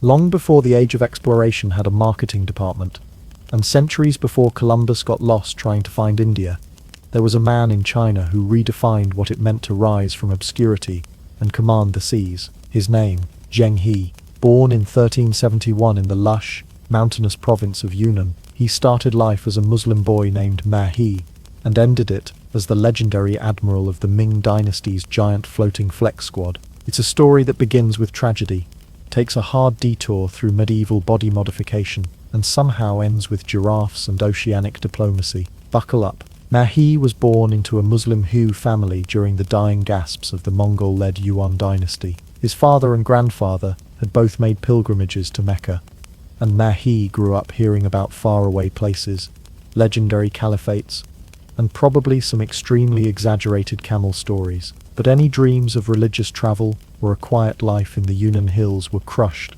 when the Ming army swept through the region in the 1380s. At just 11 years old, Mahi was captured, dragged from his village, and brought as a prisoner to Nanjing. But he wasn't just any prisoner. The Ming Dynasty had a very specific onboarding program for some captives: forced eunuch service. Yes, eunuch. In case your brain was hoping for a metaphor, it's not. This involved the full medieval snip-snap package, often done without anesthesia, and with roughly the same sanitation level as a barn fire. Ma He was subjected to this fate, and thus began his very unexpected career path. Because while most eunuchs were expected to serve quietly in the background, cleaning imperial furniture, or brewing tea at exactly 78 degrees Celsius, Ma He wasn't most eunuchs. He had a sharp mind, a commanding presence, and what historians lovingly refer to as a complete lack of chill. As a palace eunuch, Ma He entered the service of Prince Ju Di, a man who would later become the Yongle Emperor, one of the most ambitious and assertive rulers in Chinese history. Yongle wasn't just interested in sitting on a throne and posing for paintings. He wanted to prove that the Ming Dynasty meant business, and Ma He became his go-to guy for just about everything. Over the years, Ma He proved himself to be more than a servant. He was a diplomat, a bodyguard, a strategist, and the one guy in the room who always had a backup plan. So when Ju Di eventually pulled off a successful power grab and crowned himself emperor in 1402, he rewarded Ma He not just with a promotion, but with a new name, Zheng He, a name that would soon echo across the seas. And by promotion, we mean he was made admiral of the imperial fleet, placed in charge of hundreds of ships and tens of thousands of crew members, and handed a blank check to represent China across the Indian Ocean. Talk about career growth. Step 1. Lose your freedom. Step 2. Become sea god of Asia, Zheng. He was proof that in imperial China, you could literally cut your way to the top. Yes, and it wasn't just tolerated, it was strategic. In imperial China, eunuchs were considered politically safe, no family line, no kids to inherit power, and no desire to start their own dynasty, at least not in the traditional way. That made them perfect candidates for delicate imperial work, and Zheng He wasn't just delicate, he was ferociously competent. Fluent in Arabic, trained in military tactics, and fiercely loyal to the emperor who elevated him, Zheng He became the ideal envoy to Muslim sultanates, Hindu kingdoms, and coastal tribes alike. He could pray in mosques and conduct Confucian ceremonies. He understood diplomacy and could also flatten pirates if needed. Imagine if your local ambassador was also your Navy SEAL commander and religious liaison, and this was before he even set sail. By the time Zheng He was appointed admiral, China was ready to strut. The Ming Dynasty had kicked out the Mongols, restored Han Chinese rule, and wanted the world to know who was boss. But rather than invade their neighbors the traditional way with swords and screaming, they opted for something more elegant. Treasure fleets. Giant, sophisticated ships, filled with gifts, soldiers, interpreters, and enough royal banners to make a peacock feel underdressed. Zheng He would lead this floating marvel, not just once, but 7 times over 3 decades. And it all started because a boy from Yunnan, a boy who had everything taken from him, turned around and made history anyway. A boy who lost his name and got it back, not with revenge, but with loyalty, leadership, and a fleet so big it caused tsunamis just by existing. Let's start with the numbers. According to both Chinese records and the stunned gasps of modern historians, the largest of these treasure ships stretched over 400 feet long and 160 feet wide. To put that in perspective, that's longer than a football field, and wide enough to make European ships of the same era feel like someone accidentally printed them in the wrong scale. While European explorers like Columbus were floating around in vessels barely 80 feet long and smelling like despair, the Ming Dynasty was deploying floating cities. These weren't just boats, these were multi-decked, multi-sailed, highly engineered marvels. Some reports suggest that the biggest treasure ships had 9 masts, up to a dozen sails, and compartments that could be sealed to prevent sinking, centuries before the Titanic forgot to do the same.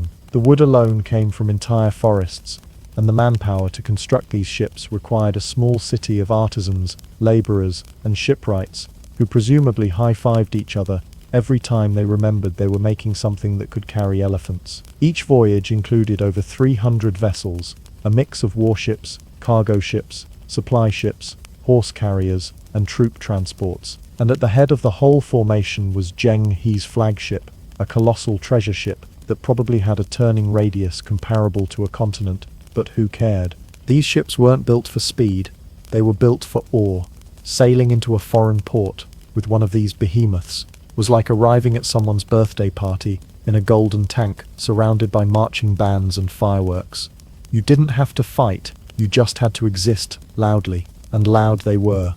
These ships were decked out with carved dragons, painted flags, silk banners, and enough colourful display to give the United Nations a panic attack. Inside, they carried silk, porcelain, lacquerware, jade artifacts, spices, gold, silver, copper coins, military weapons, astrologers, translators, musicians, and even exotic animals as diplomatic gifts. If there was an ancient seafaring version of bringing everything but the kitchen sink, this was it. Though let's be honest, they probably brought that too. The crew? Oh, just a casual 27,000 to 30,000 people per expedition. That's not a voyage. That's a floating civilization. And it wasn't just sailors. They had doctors, cooks, bureaucrats, soldiers, scientists, interpreters, navigators, and priests. Each man had a role. Each ship had a purpose. If Zheng He wanted to build a second empire in the middle of the ocean, he probably could have. He didn't just have a navy. He had an entire world with sails. And before anyone gets any clever, yeah. But were they seaworthy? Ideas. Yes. These ships crossed the South China Sea, the Indian Ocean, and reached as far as the Swahili coast of Africa. They withstood monsoons, storms, pirates, and every kind of logistical nightmare the sea could throw at them. This wasn't just a naval stunt. This was a display of Ming technological supremacy. The fact that these ships were possible in the early 1400s still blows modern naval historians' minds. For reference, it would take another 300 years for Western shipbuilding to even come close. Zheng, he was out there sailing luxury liners while Europe was still figuring out how to patch a leak with goatskin and hope. And remember, all of this happened without GPS, radar, satellite phones, or Google Maps yelling, recalculating. Every time someone missed a turn, navigation was done using star charts, compasses, and the deeply unappreciated magic of not getting completely lost. Honestly, if Zheng He had accidentally discovered the Americas, he'd probably have just left a panda statue, traded some porcelain, and sailed off without making it weird. So why go so big? Because the Ming dynasty wasn't just trying to trade, they were trying to announce themselves to the world with the subtlety of a parade of dragons crashing through your living room. Every port they visited would remember not just the gifts or the deals, but the scale, the shock, and the ships. It was diplomacy, Ming style, elegant, terrifying, and utterly unforgettable. If Zheng He's ships were floating palaces, then his voyages were floating flexes of foreign policy. Forget treaties, forget subtle negotiations over wine and cigars. The Ming dynasty didn't whisper its intentions. It arrived with horns blaring, banners waving, and at least one live giraffe peeking out from a ship's cargo bay. Because when it came to diplomacy, Zheng He made sure the world knew who was boss, politely, extravagantly, and sometimes with bonus zebras. The purpose of these expeditions wasn't conquest. Zheng He wasn't there to plant flags, start colonies, or claim lands discovered, even though people had clearly been living there for centuries. Instead, his mission was one part diplomacy, one part trade, and at least 3 parts you're going to remember us forever. It was all about tribute relationships, convincing foreign kingdoms that the Ming emperor was, in the grand cosmic hierarchy, the guy in charge. How do you convince kings and sultans halfway across the world to respect an emperor they've never seen? Easy. Send a fleet the size of a migrating continent, packed with gifts, soldiers, interpreters, and exotic Chinese treasures, that made local rulers feel like toddlers handed a solid gold rattle. Silk? Check. Porcelain? Double check. Tea? Lacquerware? Medicinal herbs? Bronze mirrors? Jade statues? Decorative fans? Inkstones? Musical instruments? And books? You name it. It was gift-wrapped and ready to impress. Zheng He didn't send emails. He sent elephants with gold-plated saddles. Each port of call was a stage, and Zheng He the director of a choreographed political opera. When the treasure ships pulled into harbour, local rulers would watch the horizon transform into a forest of masts and dragon-shaped prows. Then came the gifts, the musicians, the banners, the translators, the elaborate bows and rituals, and finally, Zheng He himself, tall, imposing, dressed like the kind of man who could command storms with a raised eyebrow. But this wasn't just showboating. These missions produced real results. Kingdoms in Southeast Asia, the Indian subcontinent, and as far as the Swahili coast of East Africa recognized Ming supremacy, not through force, but through fascination. They offered tributes in return: spices, rare woods, jewels, and of course the animals. Let's talk about the giraffe. In 1414, on one of Zheng He's later voyages, his fleet reached the court of the Sultan of Malindi, in modern-day Kenya. There, they were gifted something no Chinese royal had ever seen before: a living giraffe. Yes, a real one. Long neck, spots, hooves, and all. The Malindians, savvy traders and diplomats in their own right, knew that China loved mythical creatures, and nothing says otherworldly divine omen quite like a 17-foot-tall spotted horse with a built-in ladder for a neck. Zheng He accepted the gift like a pro, put the giraffe on a ship. We do not know how. It's best not to think too hard about giraffe logistics, and sailed it back to the Ming court in Nanjing. The reaction: panic, awe, and religious interpretation. Court scholars immediately declared the giraffe a kailin, a mythical creature associated with good fortune, peace, and the presence of a sage ruler. It was like saying, "See? Even the universe agrees our emperor is killing it right now." Imagine being a local king sitting on your throne when an enormous fleet lands, and out of it strolls a giraffe, flanked by musicians and jade carvings. That's not diplomacy. That's a PowerPoint presentation with hooves. And it wasn't just giraffes. Zheng He also brought back lions, leopards, zebras, ostriches, rhinos, camels, and more. Basically, if it walked, galloped, or roared, and it wasn't already living in China, it became part of the Ming dynasty's growing diplomatic zoo. Some of these animals were displayed in court parades. Others were housed in imperial menageries to impress visiting officials and ambassadors. For many Chinese citizens, Zheng He was not just the admiral of the fleet.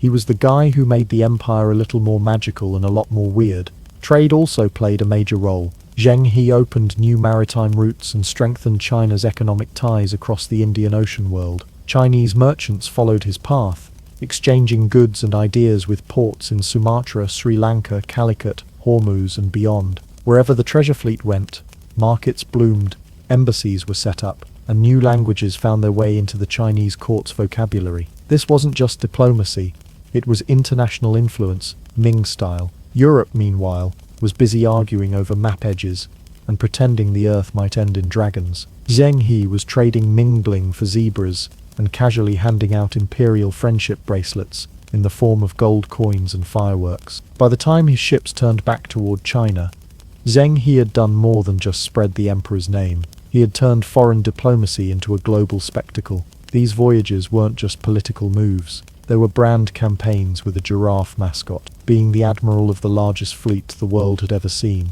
Sounds glamorous. Giant ships, diplomatic missions, giraffes. But behind all the silk banners and ceremonial bows was a much less photogenic reality. Zheng He's job was basically managing a floating nightmare of logistics, danger, and the world's most dramatic HR department. Let's start with the crew. Each voyage included somewhere between 27,000 and 30,000 people. Sailors, soldiers, cooks, translators, astrologers, doctors, diplomats, carpenters, water carriers, musicians, and at least 5 people whose only job was probably look busy when the admiral walks by. It wasn't a fleet. It was a mobile nation, and Zheng He had to keep it fed, organized, motivated, and most importantly, not mutinying. Running a ship is hard. Running 300 is insanity. With a sail, the admiral had to think about everything from navigation to morale, from discipline to fresh water, from plague outbreaks to tropical storms. He didn't just command ships. He managed an entire civilization on water, where the plumbing was salty, the bed swayed, and the only Wi-Fi was prayer. Food was a constant issue. Try organizing dinner for 20,000 people at sea, and tell me logistics isn't war. Each voyage had to carry tons of rice, beans, dried meat, pickled vegetables, and enough drinking water to keep thousands of throats from turning to sandpaper. Ships carried livestock, chickens, pigs, maybe even a goat or two with severe motion sickness. and fishing teams were dispatched just to keep protein levels up. No one was getting gourmet meals, but you couldn't just run to the store when you ran out of ginger, or someone dropped the soy sauce barrel overboard. Then, there was disease. The open sea was basically a spa day for bacteria. Between poor sanitation, limited medical knowledge, and sailors packed into tight spaces for months, outbreaks were inevitable. Zheng He's fleet had doctors on board, but their toolkit included things like acupuncture, dried herbs, and an encouraging speech. Even minor ailments could turn deadly, and if the disease didn't get you, the monsoons might. Dong He's routes took the treasure fleet through the South China Sea, the Bay of Bengal, and the Indian Ocean. The area is known for seasonal typhoons and monsoons that could snap a mast like a twig and throw ships around like a toddler with a bathtub toy. These weren't gentle summer breezes. These were wall of water, heaven opened, hope abandoned storms that tested every inch of wood, rope, and sailor's faith. Navigating them required careful timing, experience, and a whole lot of please don't sink prayers. And then, because nature wasn't stressful enough, there were the pirates. Now, most pirates during this period were opportunistic raiders in small ships who specialized in stealing spices, gold, and the occasional unlucky passenger. Zheng He, on the other hand, showed up in a naval armada that looked like it had swallowed an entire port city. Most pirates, understandably, ran away. Others, slightly bolder or slightly dumber, tried to fight. Big mistake. In 1409, during one of his early voyages, Zheng He encountered a notorious pirate leader named Chen Zuyi in the waters off Sumatra. Chen had been terrorizing merchant ships in the Strait of Malacca and saw Zheng He's fleet as a juicy target. Zheng He disagreed violently. He led a naval battle that resulted in the pirates' defeat, captured Chen Zuyi, and sent him back to China, where he was executed. Message received. Zheng He had a pirate problem. Pirates had a Zheng He problem. Even in foreign ports that welcomed the fleet, things didn't always go smoothly. Not every ruler liked the idea of a foreign admiral showing up with a gift basket and 20 warships. Some leaders refused to pay tribute or host the fleet. Others tried to play political games. Zheng He had to balance diplomacy with muscle, offering silk with one hand and aiming cannonballs with the other. And then there was the bureaucracy. For every golden statue handed out, there was a scroll of paperwork to match it. Zheng He had to track inventory, write reports, record diplomatic interactions, manage hierarchies of rank and protocol, and ensure no one was hoarding tea leaves or hiding an unauthorized pet monkey below deck. The Ming dynasty might have had divine backing, but it still ran on admin and red tape. In many ways, Zheng He was less like an admiral and more like the CEO of Ming Oceanic Enterprises, managing staff turnover, interdepartmental crises, environmental hazards and PR disasters, all while floating across the world's least predictable surface. And he did it 7 times. Not once did he lose the fleet. Not once did his crew collapse into chaos. And not once did he say, "You know what? Maybe I'll just retire and open a noodle shop." He faced storms, pirates, food shortages, political landmines, and contagious illness, and kept going. If you think packing for a weekend trip is hard, try preparing for 7 international mega voyages with over 300 ships, tens of thousands of people, and enough silk to upholster the moon. Between 1405 and 1433, Zheng He led not 1, not 2, but 7 diplomatic expeditions, spanning oceans, continents, and enough cultural complexity to fry a lesser admiral's brain. These weren't just missions, they were state-sponsored, turbo-powered seaborne extravaganzas. Each voyage had its own goals and drama, but they all followed a general pattern. Depart from China, stop at key trading and political hubs across Southeast Asia, South Asia, the Middle East and East Africa, drop off dazzling gifts, collect local tribute, and the occasional exotic beast, engage in a bit of diplomatic theatre, and return home to China with stories, spices, and souvenirs that walked on 4 legs. It all began in 1405, when Zheng He's first voyage launched from Nanjing, under the orders of the newly enthroned Yongle Emperor.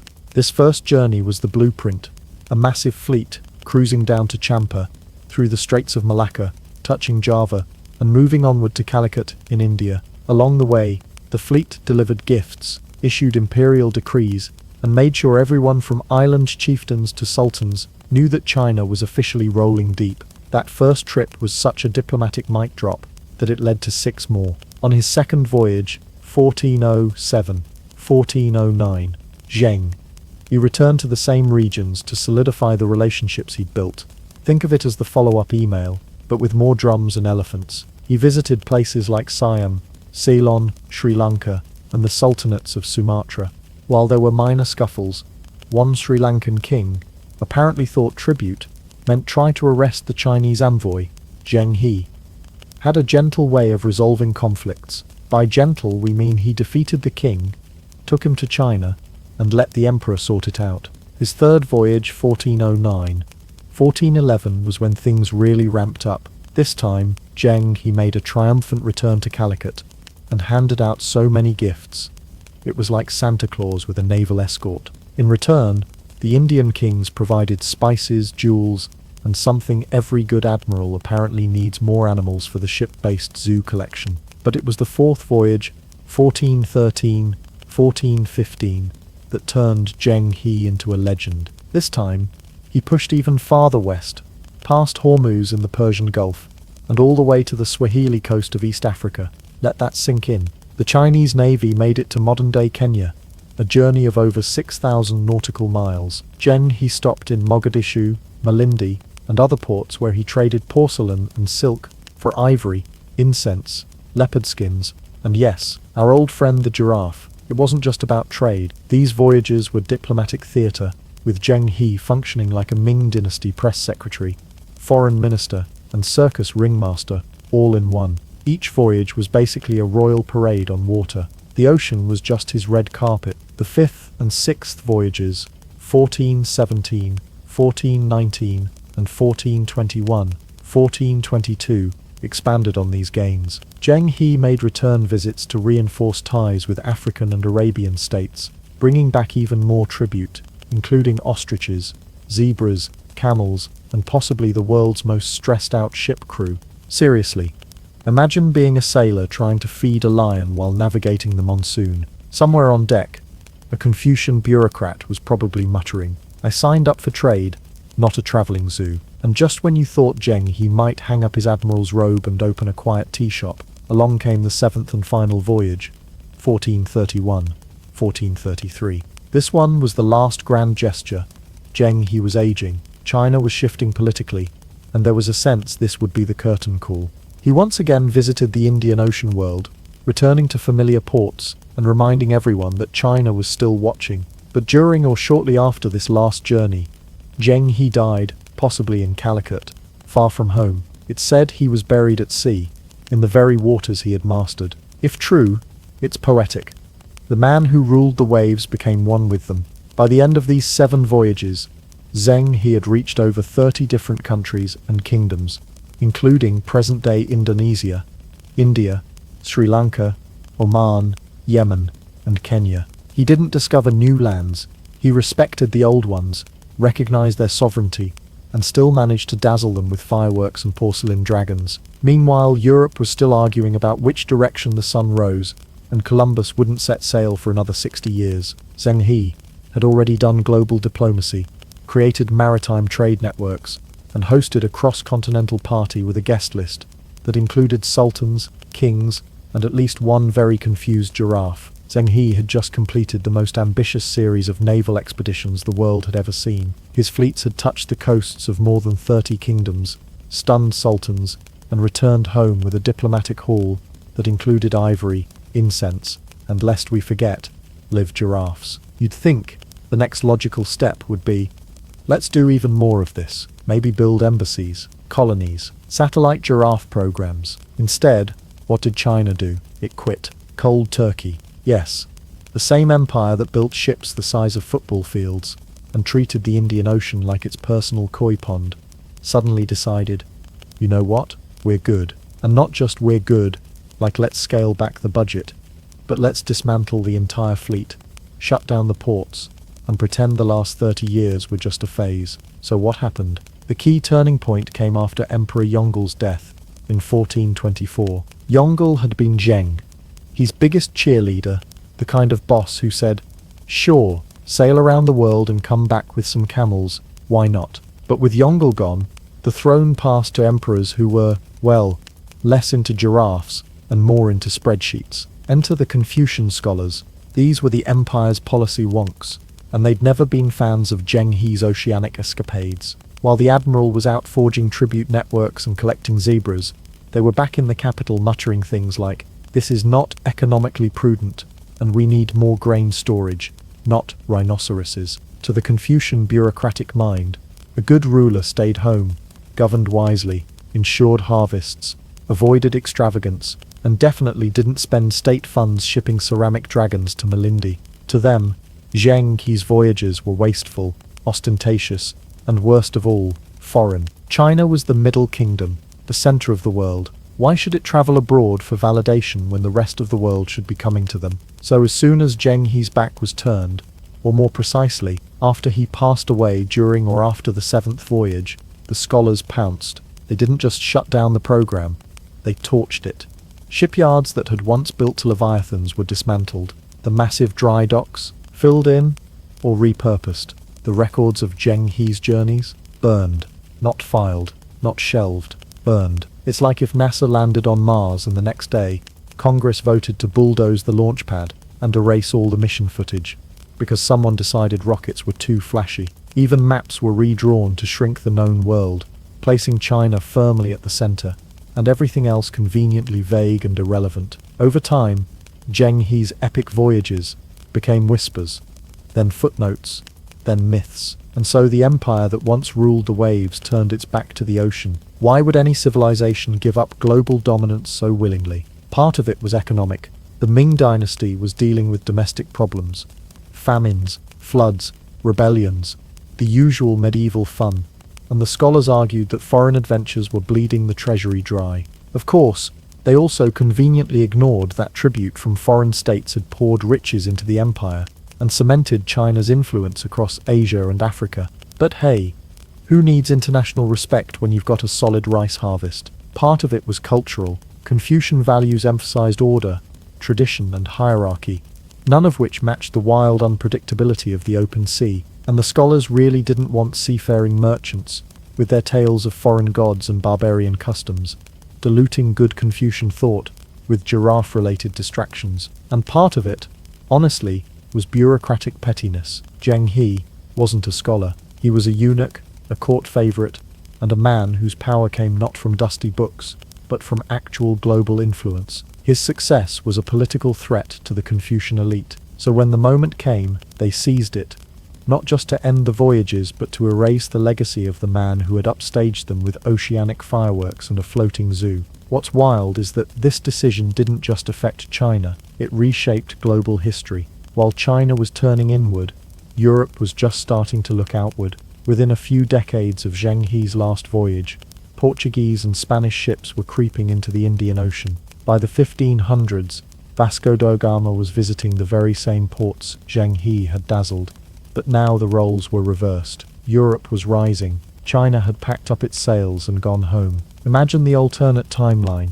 China maintains its fleet, continues trading across Africa and the Middle East, maybe even reaches the Americas before Columbus. World history could have looked very, very different. But instead, the empire that had everything, technology, ships, wealth, and knowledge, chose silence. Zheng He brought back giraffes. The scholars asked for grain reports, and in the end, the giraffes lost. For a man who once commanded the largest fleet on Earth, Zheng He sure had a long career in being ignored. His voyages were global in scale, his ships were unmatched, and his diplomatic style included handing out live giraffes like party favors. Yet, somehow, for centuries, his story slipped into the fog of history, quietly docked in the back alley of forgotten greatness.